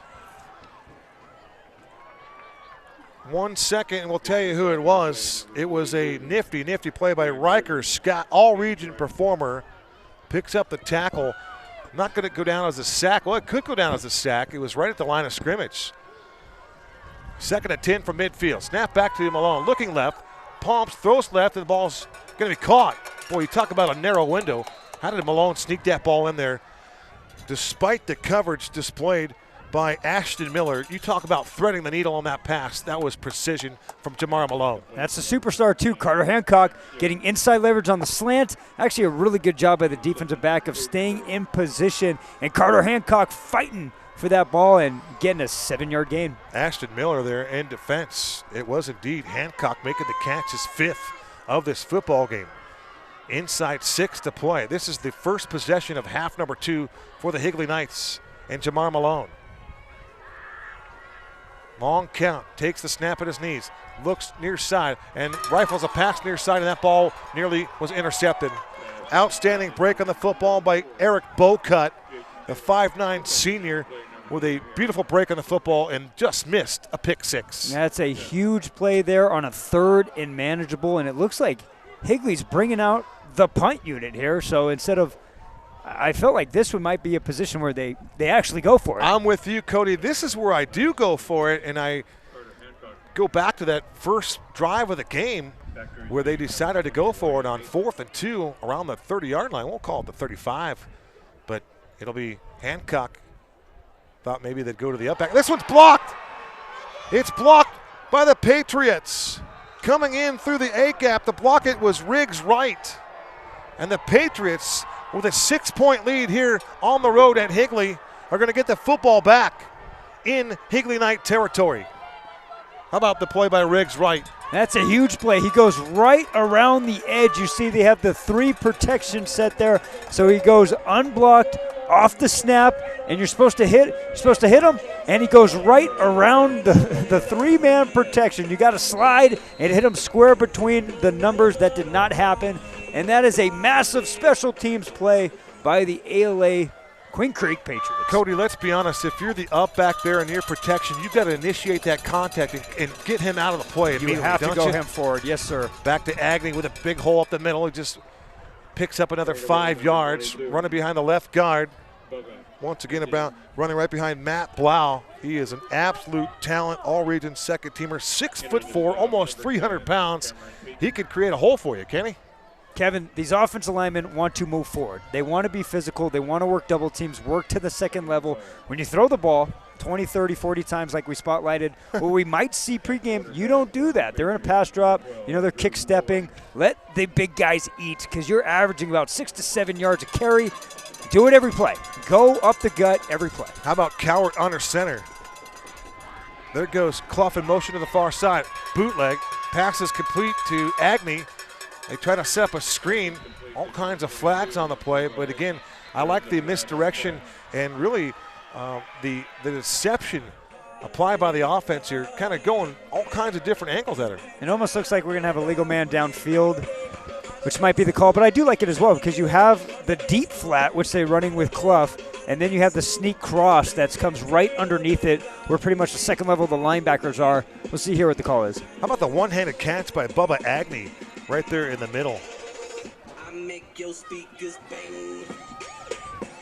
Agnew, one of those dudes that just is so versatile for this game. And all 4 of these refs are still talking here, so maybe it's not a legal man downfield. Maybe we have a penalty on the Knights because they're talking about spotting here. It's a long discussion here on the field. Rich Edwards was the head coach before Ty Detmer took over. Rich Edwards went 70-10 in his tenure. He really did a nice job. You talk about pouring and laying down and establishing a foundation of a football program. Rich Edwards did just that for Ty Detmer. And a longtime athletic director, too, of ALA Queen Creek. He had absolute dominant 3A programs, that ALA Queen Creek. And that school has expanded so much. I don't know if you've seen the field house that they have there. It's incredible. You talk about high school recruiting tools for 8th graders making their decision in the state of Arizona. That's what plays in now. Williamsfield has one of them. ALA Queen Creek has a beautiful one with a great film room, awesome weight room, high tech. Gotta like it. Schools. Patriots 3A state champs in 16 and 19. Undefeated in one of those years. This will be Jensen, and Jensen's going to get strung out. And you see a little bit of the defense by the Higley Knights stringing him out just a little bit. One of those guys down there mixing things up was Bauer Fitch, but one of the first carries that you didn't see Jensen take on any contact, and that was kind of an easy play, if you will. Easy for us to say, but as the temperatures drop here in Gilbert, Arizona, it is definitely fall weather as we approach 9 p.m. in the Valley of the Sun. Temperatures are, starting to feel pretty good. Oh, big time, Kevin. Just below 68 degrees. This is Jensen, and he gets clotheslined at the point of contact, and Jensen just tries to finish off the defensive player. I want to say that was Peck again. It was Jacob Pitts. It's the other. It's 1 and 2. So Jacob Pitts and Jensen met at the point of contact. And I don't know who won that battle, but Pitts hung in, that's for sure. Well, when you make a play near the line of scrimmage on a player as physical as Mitch Jensen, who has a downhill start in the shotgun, I'm going to go winner defense, man, because not a lot of guys are going to stick their nose in the trough in that. And Jacob Pitts, just like he did on that kick, the kick team, makes a great tackle. Agnew is to the right of Cowart. And they set up a screen to Agnew, and his screen is going to be blown up. One of the defenders in the vicinity for the Higley Knights was Camarian Pete to disrupt things. Also there was Botticello, Caleb Botticello, but a nice job by the Higley Knights to recognize that screenplay and react to it. And how about 22, Kyler Peck, another big-time play. He actually came off the stock block from one of the inside slot receivers, sheds it, and he is also part of the brigade that makes the tackle for a loss of gain. It's a huge 4th and 10 here for the Higley Knights defense. This is a big play, possession play here for Drew Cowart and company from the 30-yard line. With time, double move to Meza. Oh, he dropped the football. Meza had his man beat. And for Ryan Meza, that would have been a surefire touchdown reception. Kyler Parker there defensively, and that was a beautifully thrown ball. Maybe a skosh high, Cody, but that's a catchable pass for Ryan Meza. You look at it again here. Great protection off the play fake. Yeah, you see the replay as well. The free safety vacates. Ryan Meza with a beautiful route. He goes corner post, so right when that defensive back's turn his shoulders, he undercuts him, puts him in a bind, has the middle of the field wide open. Good ball, catchable ball by Drew, just could not connect. But that's a big stop for the Higley defense. You don't see that happen very often with Ryan Meza. Usually he's taking that ball into the end zone. Huge opportunity here for Jamar Malone and company. With some time, now no time. Now he's going to scramble and run. Now he works up the sideline, and Jamar Malone is going to move the sticks, this time using his feet. You know he can do that. He's so gifted with the football. For Jamar Malone, we already highlighted it at the beginning of the show, but 360 yards on the ground, has a 100 yards game as well. 7 rushing touchdowns for your quarterback. Kevin, that young man is fast. Once he turns the corner, he's got burners to burn anybody. Gain of 11 to the ground game. This is Hall, and Hall will get to that linebacker level there, and he's just tripped up. Somebody in the trenches tripped up Hall by a shoelace, and he could have run for a long way had that not occurred. Gain of 7. This will be Jamar Malone on a design run, and Malone's going to go nowhere. The interior of the Patriot defense just swallowed up the offensive line. We haven't seen the offensive line get engulfed like that, but it was the defensive front that just chewed them up and spit them out. Yeah, it looked like they had some confusion on the mesh point too. I'm not sure if Malone wanted to keep that ball, but I think Daxon was so fast getting into the A gap, he just pulled it and kept it. Forward progress will give him a yard. Malone's being pressured. Malone wants to run it. He does, and he's got the first down. Jamar Malone extends this drive with his legs for the second consecutive time. And despite the pressure coming from the Patriots on the outside, Jamar Malone just too athletic to get taken out, and he picks up the extra yards to move the chains. When you bring blitz pressure up the middle in the A gap and B gap, Kevin, you have to make sure your ends are covered. Honestly, and even sometimes those end guys are just there to force. You know, they have to sit in the outside and hold everything, corral everything in. They are not doing a good job of that right now. Another gain of 12. This is Hall as he stutter steps at the line of scrimmage and then falls forward. Good defense on the interior for ALA. One of those guys there was Gage Rogers, a senior backer, getting it done. And Cody, don't look now, but there's less than 35 seconds to go in this third quarter. What a fast-moving third quarter it has been. And when you get 8 plays on the ground to start the drive, that's what you're going to get. Beautiful out ball. Carter Hancock on the receiving end of that Jamar Malone dart. Gorgeous pass play, and that's a chain-moving pass play at that. Cover 1, Kevin. It wasn't quite cover 0 because the free safety stayed and tried to rob over deep middle. Still brought the house up the middle, and Carter Hancock is going to win one-on-one matchups all the time. Heck of a throw by Jamar Malone. Outstanding throw, and that was a gorgeous play. Gain of 27 yards. Malone pressured again. He's going to scramble, pumps, throws, and it's incomplete. Penalty marker back, and there's another one that comes in late. So great pressure again. Coach Detmer starting to turn that defense loose just a little bit, and they're getting after Jamar Malone. Yeah, Malone's running for his entire life, and Ale did a better job of setting the edge there, running with him towards the sideline. We're definitely going to have a holding by Higley's offensive line, and this might be a sideline warning that came post-play. I think one of their coaches ran out to the field a little too much. I see sideline warnings probably every single game that I attend in high school football. I believe it's the ref's favorite call to make in the entire state. No doubt about it. I have a lot of fun with that. There's a few officials that I know from the basketball circuit as well, and we'll get down there, and I always like to exchange names with everybody before the contest, and whenever I see some of those basketball guys, I'll point them out and say, hey, I bet you, a Dr. Pepper that this guy right here is going to give us a sideline warning, and everybody cracks up. So they have our officials, they do a nice job here in the Valley of the Sun. They really do. They work hard at it. You hear a lot of the requests in the National Football League. They want to see officials be full-time officials. You're never going to see that. Maybe you will at some point. They got to ante up for those guys. You got lawyers, doctors, all kinds of people, carpenters. Anybody can officiate if you're good enough.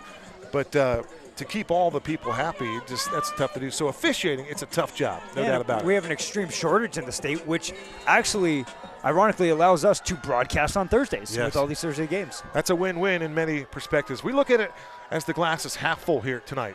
Jamar Malone puts the ball in the hands of Hall, and he gets thrown down, and here comes a late flag once again. And I tell you what, I've said late flag 3 or 4 times. And, Cody, you can see it. This came from the white hat official. The play is over, and here comes the penalty marker in. So these are definitely tardy flags. And I do not want that flag to take away from another alley fill by the junior safety from A.L.A. Quinn Creek, Nathan LeDuc, who we've called his name a million times tonight, Kevin. Nathan LeDuc is absolutely flying from his safety position, sure tackling on Daxon Hall, a player who consistently makes and breaks tackles. Nathan LeDuc wrapping up, driving his feet. That young man has been impressive tonight. He really has, and he started fast, and he continues to flourish here throughout this contest. Cody, I'm going to ask you, what did you see on the personal foul? Was that the defender slinging the offensive player into the turf? Is that what got him that foul? Because we've seen that happen a lot in football, and it's happening at every single level. I hope not, because on your defensive side of the ball, you are absolutely allowed to shed a block by throwing a guy off you. So I hope that wasn't the call. I didn't quite see it. I was watching Nathan LeDuc make a heck of a play. I tell you what, that was a tough one, to say the least. Ball is now spotted on the 30-yard line for Jamar Malone to work. He throws to the near side, and the ball is caught by the wide receiver, Caden Milner, and Milner makes the catch, and he's dropped immediately. Another flag was thrown on that play as time expires here in quarter number 3. It's 34-28. The Patriots have the lead, and we will wait for our officiating team to talk this one over, CC. This might be roughing the passer. This might be, I think the defender had 1 or 2 steps on it before he ledged, and yes, we are. Alex Herrera, our white hat official, indicates the personal foul, roughing the passer, 15 yards. So that is how we will start quarter number 4. And with that, we will take a little break. You're watching Thursday Night Football on the Zone 48 Broadcast Network, brought to you by Trey Clarkson's State Farm Family Insurance.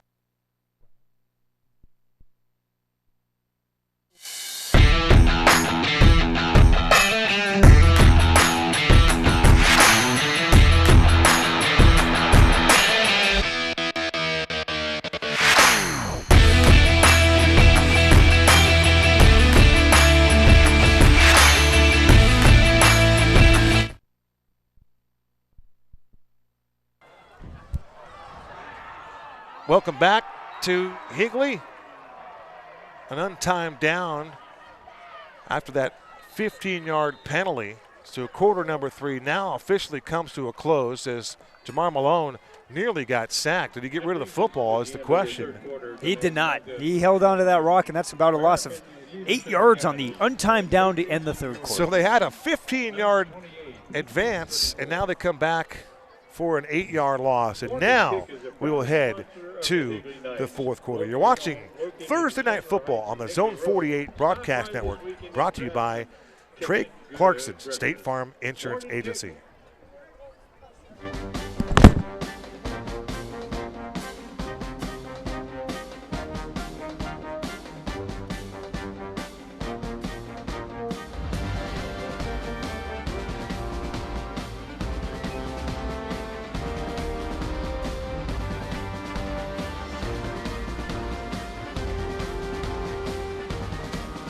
Find your purpose at Grand Canyon University. Private, Christian, affordable. Visit gcu.edu.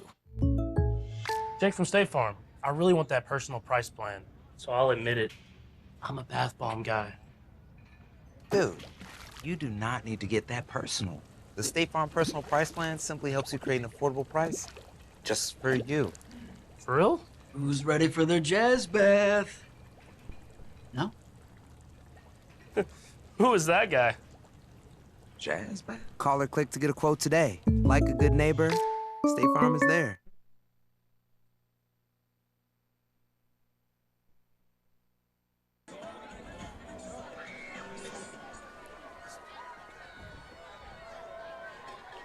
Oh. We welcome back to Higley High School on the Zone 48 Broadcast Network. Fourth quarter action begins now. Here comes Jamar Malone. He wants to go for the home run ball to the end zone, and the ball is overthrown. He wanted Carter Hancock once again.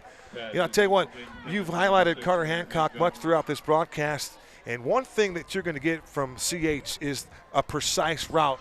That's one thing you won't see him cut a corner. He's always going to be precise to the area, and then the cuts are precise as well. He's just solid, man. I was running out of superlatives. I was going to go precision one more time. That's just too many precisions. Kevin, he's a separator. He does a great job of running his route on the heels of the defensive back and cutting with precision to make a separator. No doubt about it. Snap back. Here comes the pressure, and Malone's going to go down. He's got no chance to throw the football. The sack is on for the Patriots. A lot of dudes there, but it's Gage Rogers was the first guy to make the hit on Jamar Malone on that third down play, and that's a 10-yard loss for Rogers and company. And with 11:30 to go, it's decision time for Eddie Zuby. Yep, Rogers and Scott, the two sack leaders for this ALA Quinn Creek defense, making the play, and they're going for it here on fourth down.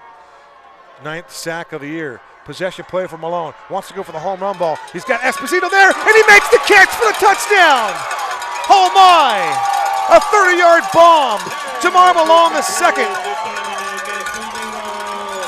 to Dominic Esposito.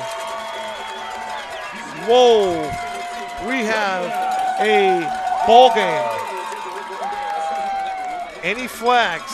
No flags. It doesn't appear there are any flags. Alex Herrera. No calls. We are tied at 34 apiece. You talk about dropping one in the breadbasket or the bucket if you prefer. What a ball by Jamar Malone. Kevin, that's an absolute dime. Once again, it's 4th and 28. They bring pressure up the A-gap once again. I sound like a broken record. It's cover zero across the board, and you let the inside slot gas you. Dom Esposito, absolute gassing past the nickel corner and right in the breadbasket. Heck of a throw by Jamar Malone. But as a defensive guy, this is killing me. It's 4th and 28, man. That is brutal. Heck of a play for the Higley Knights. You need a stop at some point for Dominic Esposito on just 2 receptions, has 95 yards, and he also has a fumble recovery in the end zone. He's got 3 touchdowns. How about a hat trick tonight for Dominic Esposito? And here comes Olsen on to give this team the lead. Snap back, placement down, the kick is on the way, and the kick is right through the uprights. 11:13 to go in this one. Our new score on the Zone 48 Broadcast Network. The Higley Knights 35 and the Patriots from ALA Queen Creek 34. And we're going to get another replay here by our awesome production staff. You can see 33 comes right up the gut here. Jackson Hall tries to get with them. And the safety, so they're in cover 1 here because they do have a free safety trying to roam. Safety does not get over to the trip side fast enough. Dom Esposito, 3 verts, slot right down the middle of the gut seam on the hash. That's a hash seam that we call that. And I call that the headset snapper. If I'm the defensive coordinator, I'm the head coach over at ALA Quinn Creek, I call that the headset snapper. 4th and 28. Look at that. They're bringing the brigade. 7 down there. Safety can't get over. And that's it. That is an incredible throw by Jamar Malone. I mean, you could not put that in a better location. Heck of a throw by the sophomore quarterback. Absolutely gorgeous throw. The route by Esposito to secure the football, to run underneath it, over his shoulder and making that grab. And then for Malone to have all that kind of heat, to deal with that duress and he's got a helmet in his chin strap, and he uncorks one for a touchdown pass. Good for 30 yards, and we got a brand new ball game as Olsen swings his right leg into it. It's deep end over end, and it's going to clear the end zone. No chance for Ryan Meza this time. And now, if you're Ty Detmer, do you continue with that same game plan of just pounding the rock? You were able to chew them up at will running the football the last time they had it. So it's amazing to think of what happened we saw in the first half with all the scoring. And in the third quarter, each team possessed the ball just one time. Hey, start hedging the under. We said 100. Smash the under here, Kevin. Yes, to answer you the running question, I'm running it 3 times, play action on the 4th. I'm running it 3 times, play action on the 4th. It is effective. Be totally fine. Drain the clock. You're only down by a point here. The Higley Knights have been a postseason playoff team 11 times in their career. This is the 13th year for Eddie Zuby. Only the second coach in the program history. Jim Beal started it all way back in 2001. And running with the football is Jensen, and why not? If it's not broken, don't fix it. And Jensen is a huge part of this Patriot success. All-region second teamer in the 4A conference last year. It's hard to imagine again that American Leadership Academy playing like they are, playing the schedule that they have, and they are just 1 year removed from the 4A conference. Pretty incredible turnaround, and really the ascent for this program has been fantastic. Gain of 6 for Jensen. There goes Agnew in motion. They get it to Agnew on that bubble screen to the 25-30, splits the defense to the 40-yard line, goes Agnew, and he's still on his feet. It's going to take about 6 or 7 Knights jerseys to slow down Agnew.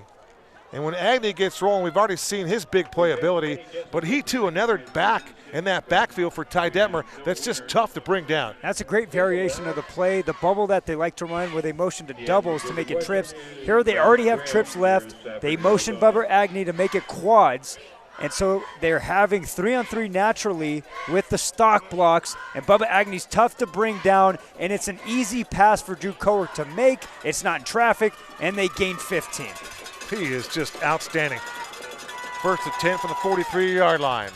And making guys miss as he moves the pile past the sticks. And still going, Kevin. My goodness. Look at this. Unbelievable for Jensen. Jensen was stopped at the 50-yard line.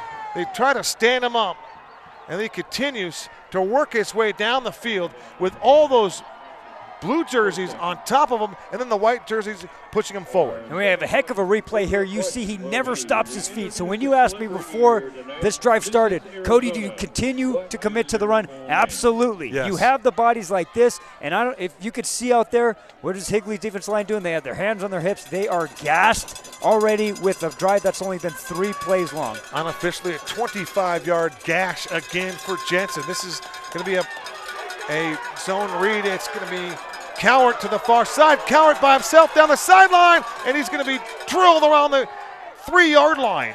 Oh my, Cowart with the misdirection, had everybody coming this way, reversed his field, went to the outside, scooted up the sideline, and finally got knocked out of bounds inside the green zone around the 4-yard line. And Drew Cowart goes, he looks to the Higley sideline and goes, Malone, you've been running all day. Watch what I can do. Gets off the first guy, rushes past, cuts left, races down the sideline, and that's another huge chunk with A. Quinn Creek knocking on the door. Gain of 29 yards. Jackson Sander was in the backfield, had a chance at Cowart, but just couldn't get him. Great block up front. Snap us back. This is Jensen as he puts 2 hands on the football and just plows his way into the end zone for the go-ahead touchdown for the Patriots. The offensive line is eating right now, Kevin. They are flattening guys down on the back, imposing their will. We're going to have a big 2-point conversion here coming up, and that's another, I'm going to call it, walk-in touchdown for Mitch Jensen. He wasn't going down. Now, he is still standing up, jumping around. It's another touchdown for the 2-way superstar for A. Quinn Creek. For Jensen, he rumbles into the end zone for the second time in this football game. He now has 12 TDs on the campaign. It's 40-35, point after try upcoming, and Ty Detmer has elected to go for 2. The deep back is Agnew. Jensen is not on the field for this particular play. Drew Cowart's the quarterback, trying to get the play in from the sidelines, and I believe the Patriots are going to be forced to take a timeout here on this 2-point try if they don't take the delay of game. Instead, they're going to keep the yards intact. They're going to take a timeout and talk this one over. You know, we had some great well, you and I talked about it last week. By the way, fantastic segment on RMTV last Friday night at halftime. That was good stuff. But we were talking about the brilliance of the two coaches that were going toe-to-toe. In this case, it was Kyle Enders, a first-year coach for Red Mountain, against Travis Sherman. And then Coach Enders had those 2 timeouts. It's a goal line setup. And the brilliance of Coach Enders to continue to take his timeouts to make Travis Sherman go back to the well, perhaps change plays, change schemes. Who knows what it was, but Coach Enders forced the issue as the head coach, and the players settle it ultimately. But just that scheming with one coach to the other, a veteran, almost a 10-year a vet in Travis Sherman and the first-year coach in Kyle Enders. I just thought Mr. Enders showed his merit there, and that was just brilliant coaching. Situational awareness is and at the end of the first half, you don't need those timeouts. You know, nothing carries over to the second half. You got to see the formation not once, but he got to see it twice, and it's almost like icing the offense at that point. Yeah. And the defense knows what you're bringing, and they did a heck of a job. All right, it's Agnew, the deep back, working out of the pistol. It's Drew Cowart. It'll be Agnew, and Agnew just coasts in. He gets in to the end zone for the 2-point conversion. Once again, just untouched. No threat by the Higley Knights up front at all. It was almost like they conceded. And now with the 2-point try being successful for Agnew, he's had quite a night. It's now 42-35 with 9:13 to go. And for the Ty Detmer-led Patriots, you talk about imposing your will on a defense. They've done just that by just pounding the football. And Kevin, we were talking about last week Red Mountain's defense with Enders calling the timeouts. I think ALA Quinn Creek, I think they had a different play drawn up. You usually got 2, and it usually is getting your quarterback in a rollout. You got natural picks on a slant arrow. Everybody loves that. Maybe you orbit motion into that. I bet you Ty Detmer called timeout. He brought the team in, and on that was a dive play all the way. There was no read. The quarterback even drew once he carried mesh. He kind of pushed Agnew forward, gave him that extra bump. I wonder, and I might ask him this after the game, if he checked into that call. I bet, hey, let's not get cute here. Right. Let's run right up the A-gap. Let's double the nose. And he walked right in. That's a heck of a play call by Ty Detmer and Max Hall. And I would say, to add to that, my thought would be, if they're going to give you that, you're going to take it. On. And so, like you say, they probably had 2 plays called, and they're going to come out, line up, and however they set up, it's going to dictate which decision that you make, and they made the right one. Drew Cowart got rid of the football to Agnew, and he just cruised into the end zone. Again, untouched for a 2-point try. 42-35. Here we go. And there's the fair catch at the 25-yard line. Making the fair catch for the Higley Knights was their up back. In this case, it was Jackson Sander. Sander serves as a linebacker, 6'1", 185, and now it's Jamar Malone. He gets a chance. So, Cody, we'll ask the question, this has the feel of whoever has the football last will have a chance to move their football team down and give them an opportunity at the game. Whoever makes the most defensive stops starting from this point, heck, it might just be one stop. Whoever makes that one stop defensively wins this football game. This is 5A Santan Region football here in Gilbert. Play fake, Malone, deep ball, wants Esposito again. Oh, and the ball went right through the wickets. Outstanding ball by Malone again. Threw this one into double coverage. For ALA, it was Kawhi King providing the coverage, as well as Briggs Lund. Another beautifully thrown ball by Jamar Malone. That ball could have been caught. What did you just say? You haven't said it all broadcast. Double coverage. Interesting. Oh, it's safety flying over to Rob 1. All right, Kevin, we got some secondary play here. That is what ALA Quinn Creek should be in. You go over Dom Esposito. You could bracket high-low with Carter Hancock. Yeah, I can guarantee you're getting pressure with your 4 guys up front. Yes, you are. Hall is the tailback. He gets the call here as he sheds tacklers and tries to get to the outside. Great defense again. That same 2 tandem, Kawhi King and Briggs Lunt. Love the name Briggs Lunt. Getting it done. Inside 8 to play. 42-35. Working right to left are the Higley Knights. The Knights in their patented black jerseys, or dark blue. Deep ball over the middle. He wants Esposito. The ball is intercepted. And this one Oh, no, he didn't hang on. What an effort by Nate LeDuc. Boy, he wears number 10. I'm pretty sure his dad wore number 10 at Alhambra.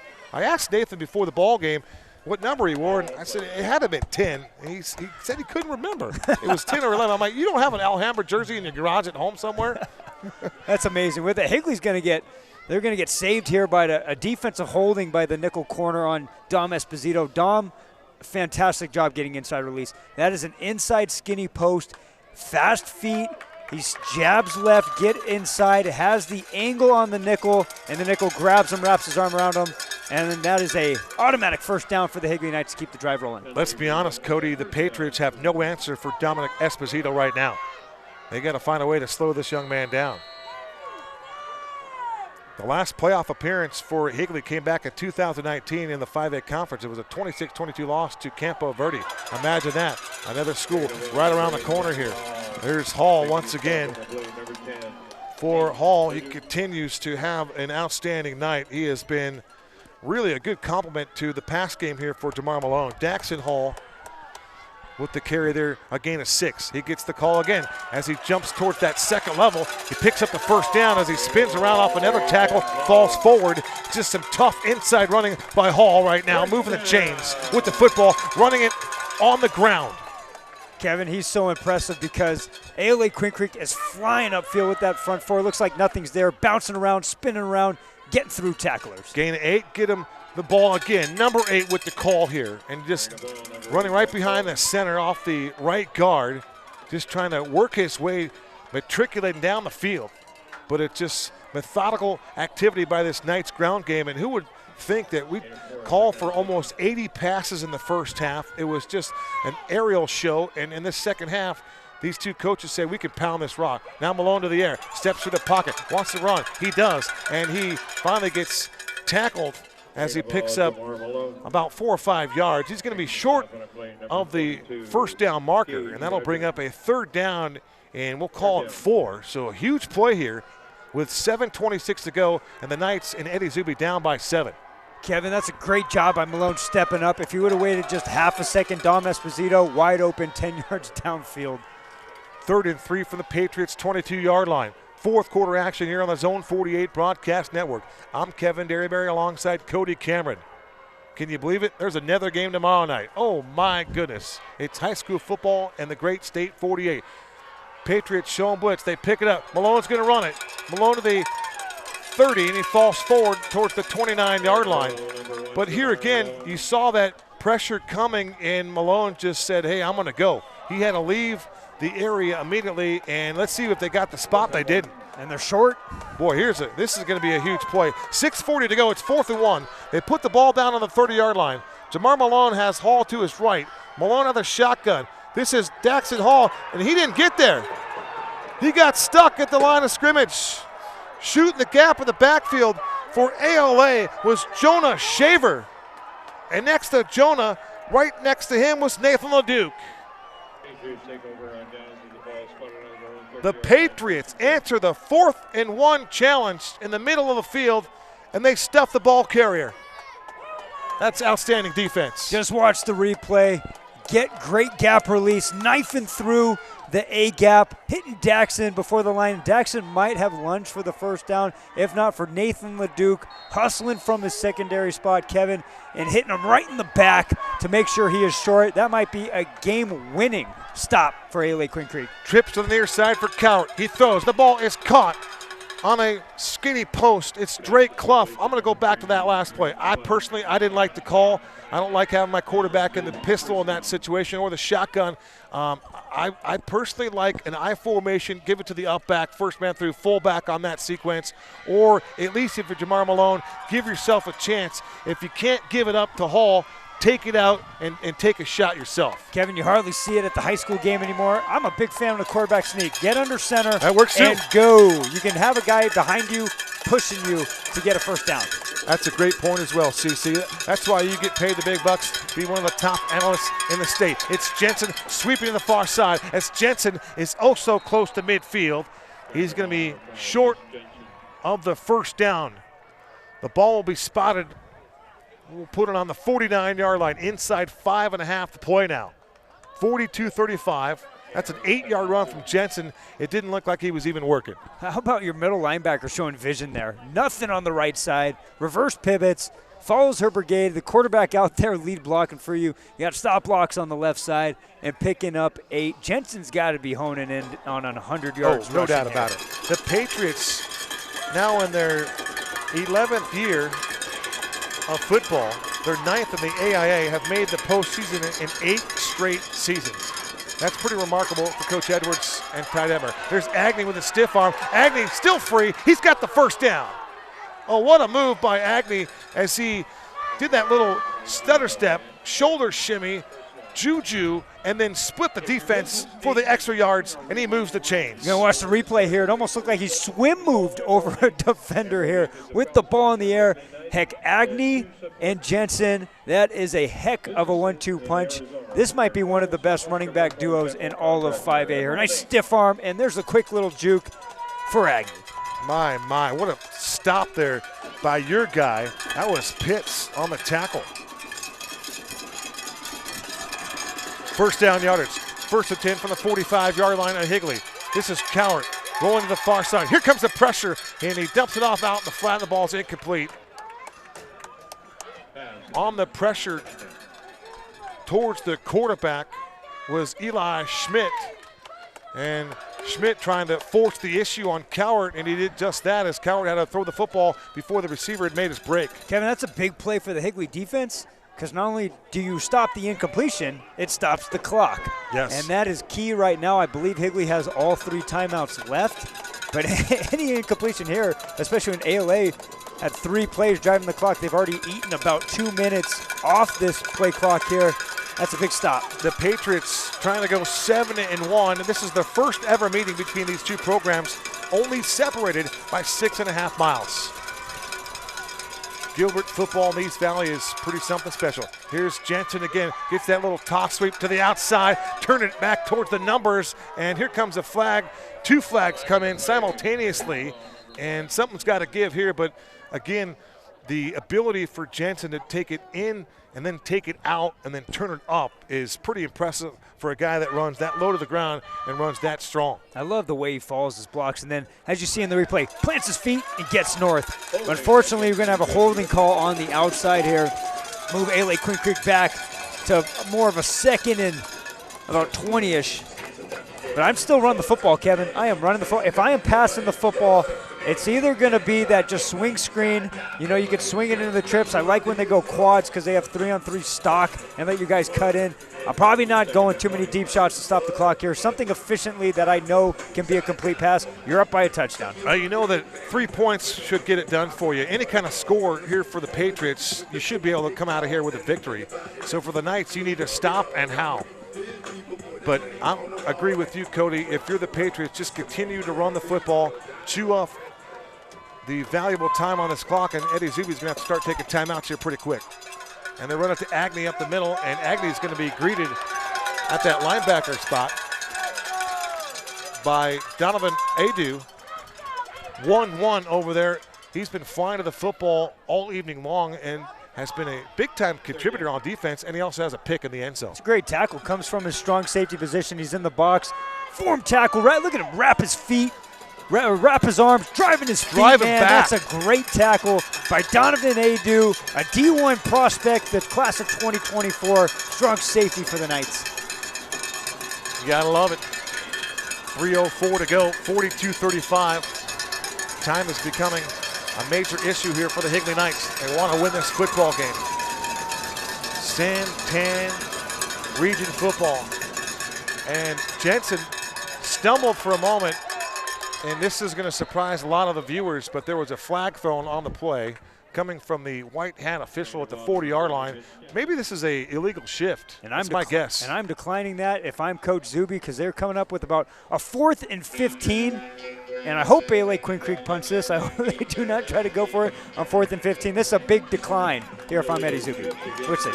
And he does just that. He declines the football. Or declines the penalty.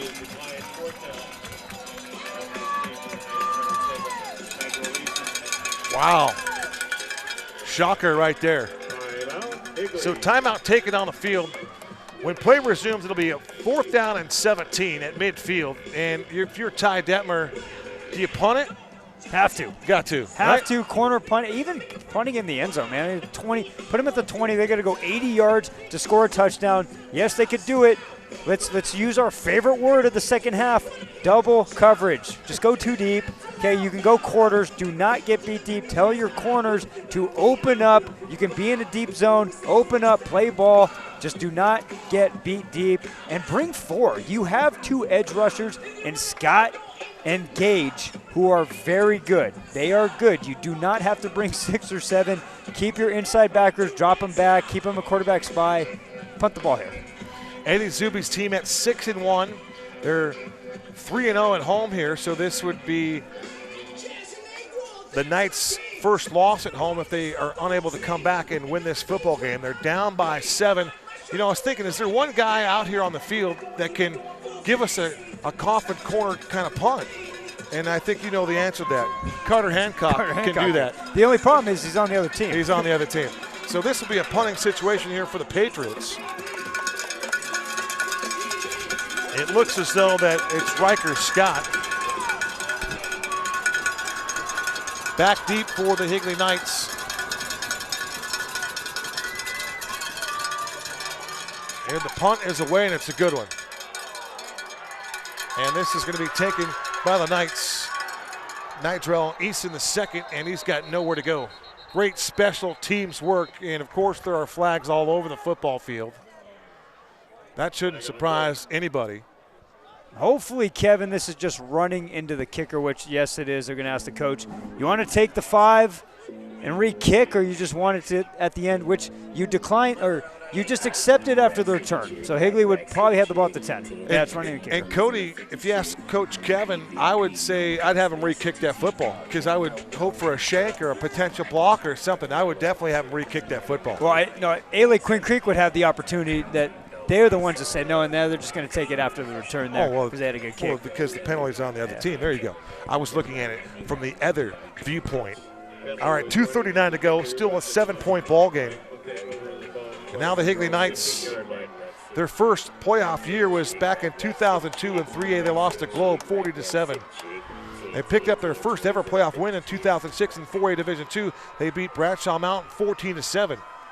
So the Higley Knights are on their way. No state championships just yet. They've been in one final. Snap back to Malone. And this is a ground play to Hall. Ball might have come out, as there seems to be some sort of a scrum, almost a rugby type scrum, if you will. And whenever I talk rugby, I always talk about the All Blacks rugby team out of New Zealand. Kevin, watch the deep streaks here because these safeties are playing close to the line. Malone out of the gun, steps through the pocket. Malone still on his feet. He's got the first down to the outside. There goes Jamar Malone down the sideline, and he gets drilled at the 49-yard line. Here comes a late flag. Boy, I'll tell you what, that was a big-time stick by the Patriot defensive player, but he was still in play, Cody. And there was a flag that came in, and let's see what the penalty is all about, but I think that was a clean hit. Malone was free, and he was running down the sideline, and you had to take a shot, and they did just that. Here he goes again. Jamar Malone making the play of the night for the Higley Knights, and it's Ryan Mesa. That's a clean shot.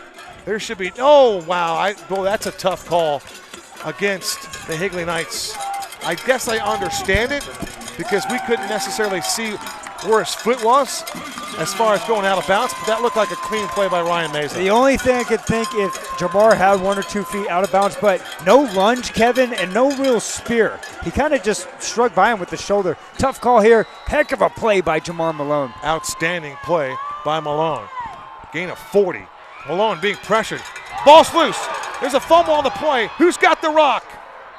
And the Patriots indicate they've got the football, and the line judge backs them up. Oh, wow, what a way to end a football game. And one of those guys there defensively for the Patriots was Mitch Jensen.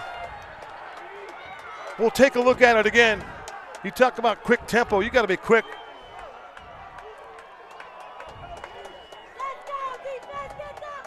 he just dropped the football trying to make a move. And, boy, Jensen had a shot at it. I think Riker Scott, I think it's the number 7, one of the top defensive linemen for A.L.A. Quinn Creek on the ball. I believe it's Riker Scott coming up with the recovery. Unbelievable. You talk about some fourth quarter defense provided by the Patriots. And Jamar Malone had just given this entire stadium some life after that big-time scramble and first down. And then you add the 15 yards after that on the late hit by Ryan Meza. And we were in business. And now it's a turnover, and it's back to the Patriots offense with 1:52 to go. This is Cowart. He'll keep it himself, and he's going to get tackled for a loss by Caleb Botticello.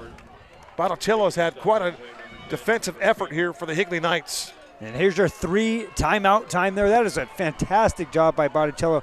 Not biting on the dive. He probably has quarterback on a read option, staying home, keeping outside leverage, and making the tackle for loss. And now we have the timeout game for the Knights. You know, CC, when Jamar Malone took that ball into Patriot territory, I was thinking to myself that we might be coming upon an overtime type football game. I was too, but just like the big plays Higley made defensively in the first half, how about A.L.A. Quinn Creek? The blocked punt, absolutely huge. And then coming up with, where after Malone just got done running for about a 25-yard gain, tack on another 15 after that.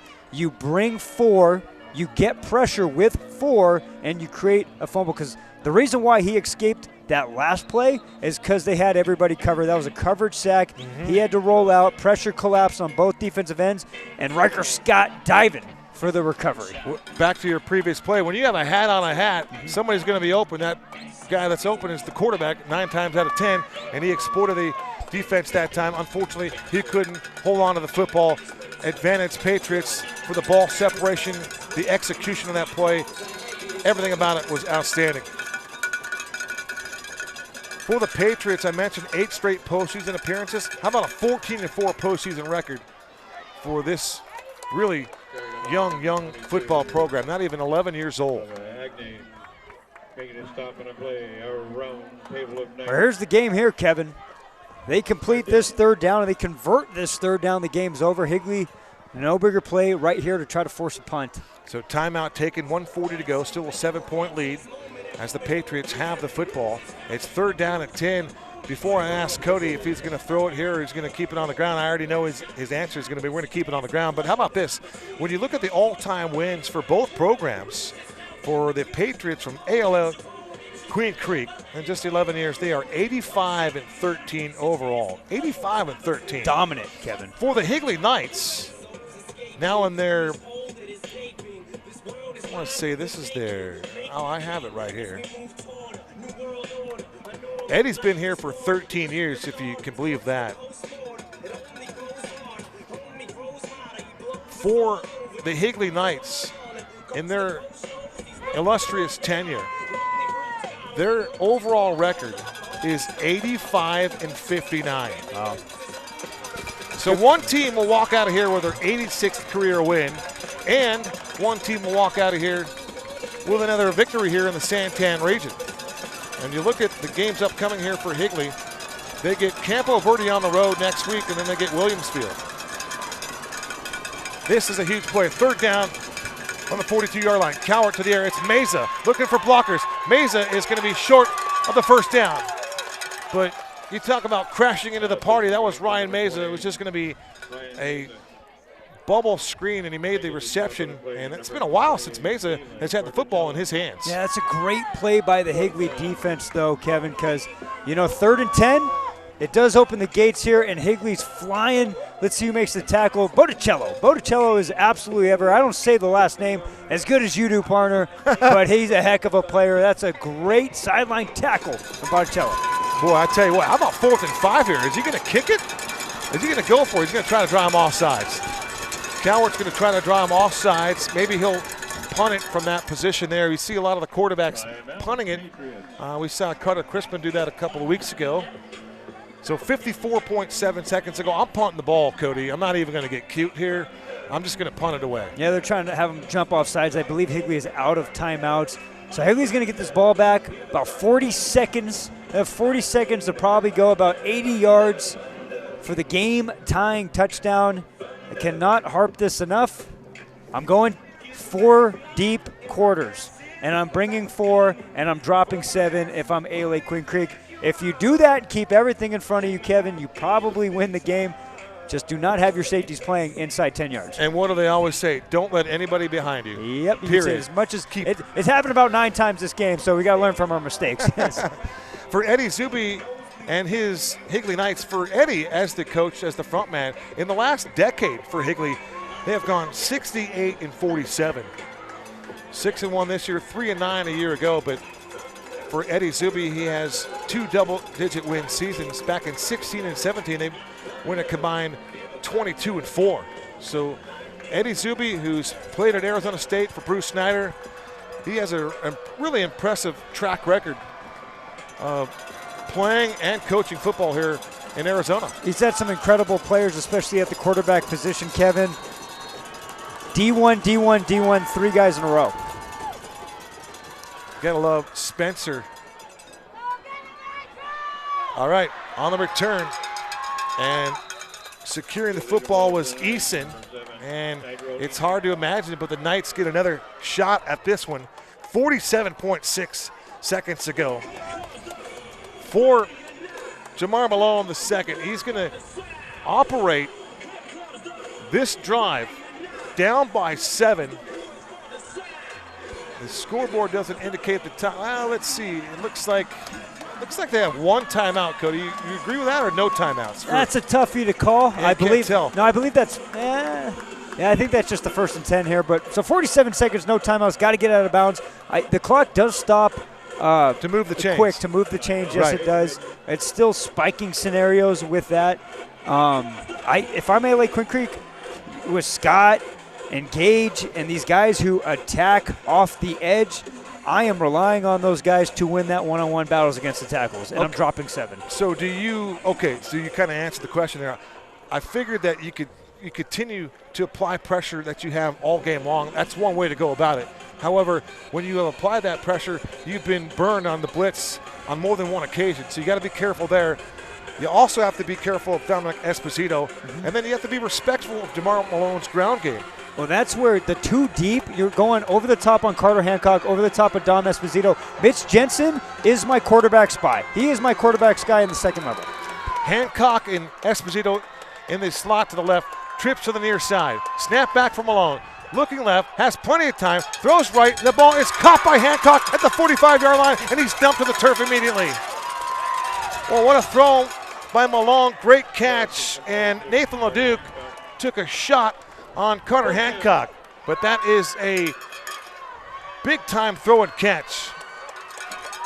Gain of 23 yards. Malone from the pocket again, slings a pass over the middle of the field. The ball's caught inside the 45-yard line. Penalty markers down at the 42, but on 2 plays, DeMar Malone has connected with Carter Hancock. Kevin, if this is roughing the passer, you tack 15 on. Higley's going to have the ball just inside the 30 if this is what this call is. This would be massive. And that's exactly what they called. That's a tough call because he's working through a blocker. I don't know if you saw that. He's working through a blocker. Momentum carried him into Malone. But Higley inside the 30 in about 15 seconds, Kevin.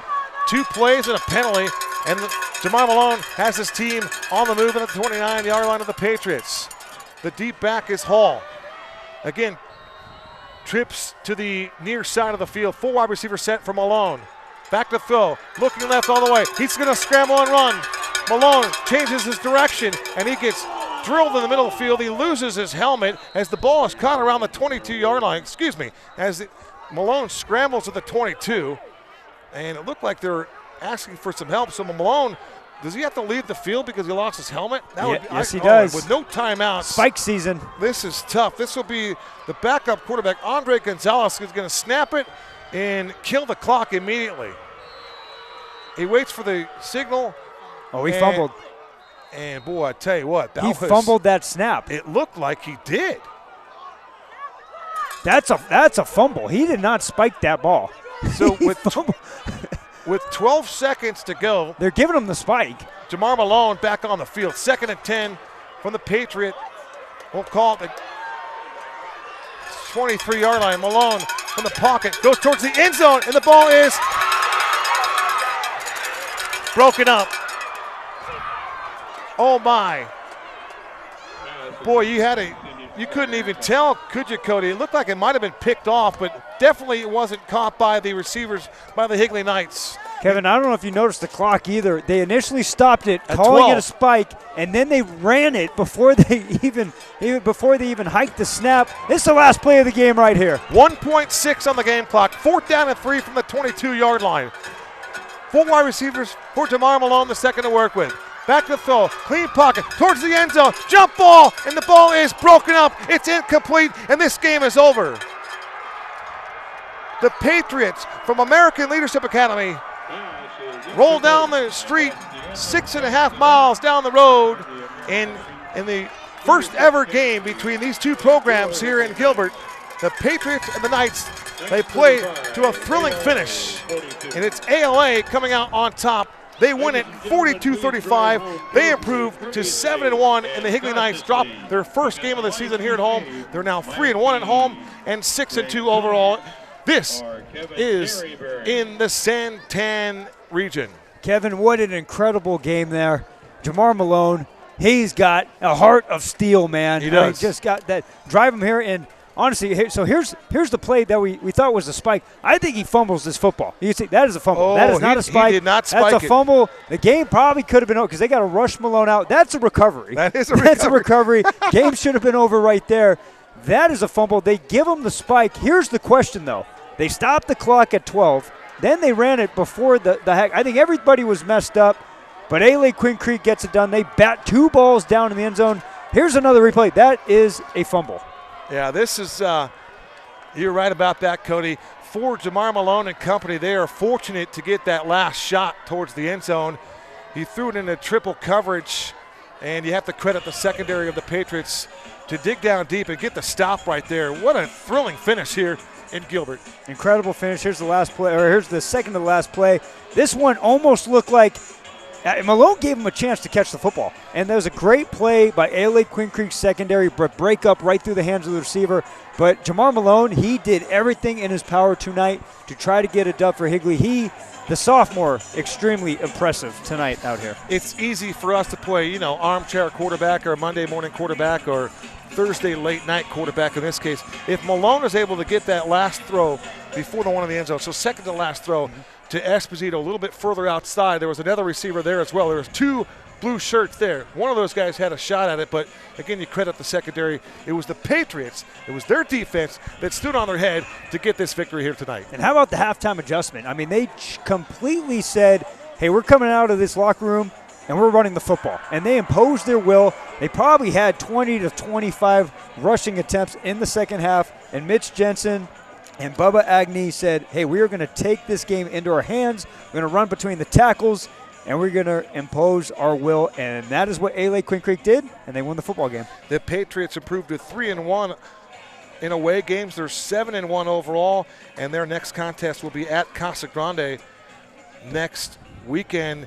And they'll also finish their season with Horizon. So that Horizon game for the Patriots looms very large as they finish the string on that Thursday night where everybody finishes their high school schedule. That's a game where if A-Lake Quinn Creek, which, okay, let's guess they win next week at Casa Grande, and then they go to Horizon and win, you're looking at a 1 or 2 seed in 5A with how strong this region is. Strength of schedule. The computers love strength of schedule. No They'll doubt. go in 9-1. They got the committee show that Saturday, and this A-Lake Quinn Creek team is controlling their destiny pretty much in the 5A playoffs. Cody, it's been our absolute pleasure. We were treated to the show of Jamar Malone II. We were treated to Dominic Esposito and his abilities. Carter Hancock put on a show as well. The defense, we talk about the guys on the other side. Caleb Botticello was outstanding. Eli Schmidt made some plays. We could go on and on for Higley. They were here to play this game. They were here to win this game. But for the Patriots, led by Ty Detmer, the number 3 team in the state, 7-1. We mentioned that. 3-0 in the 5A Santan.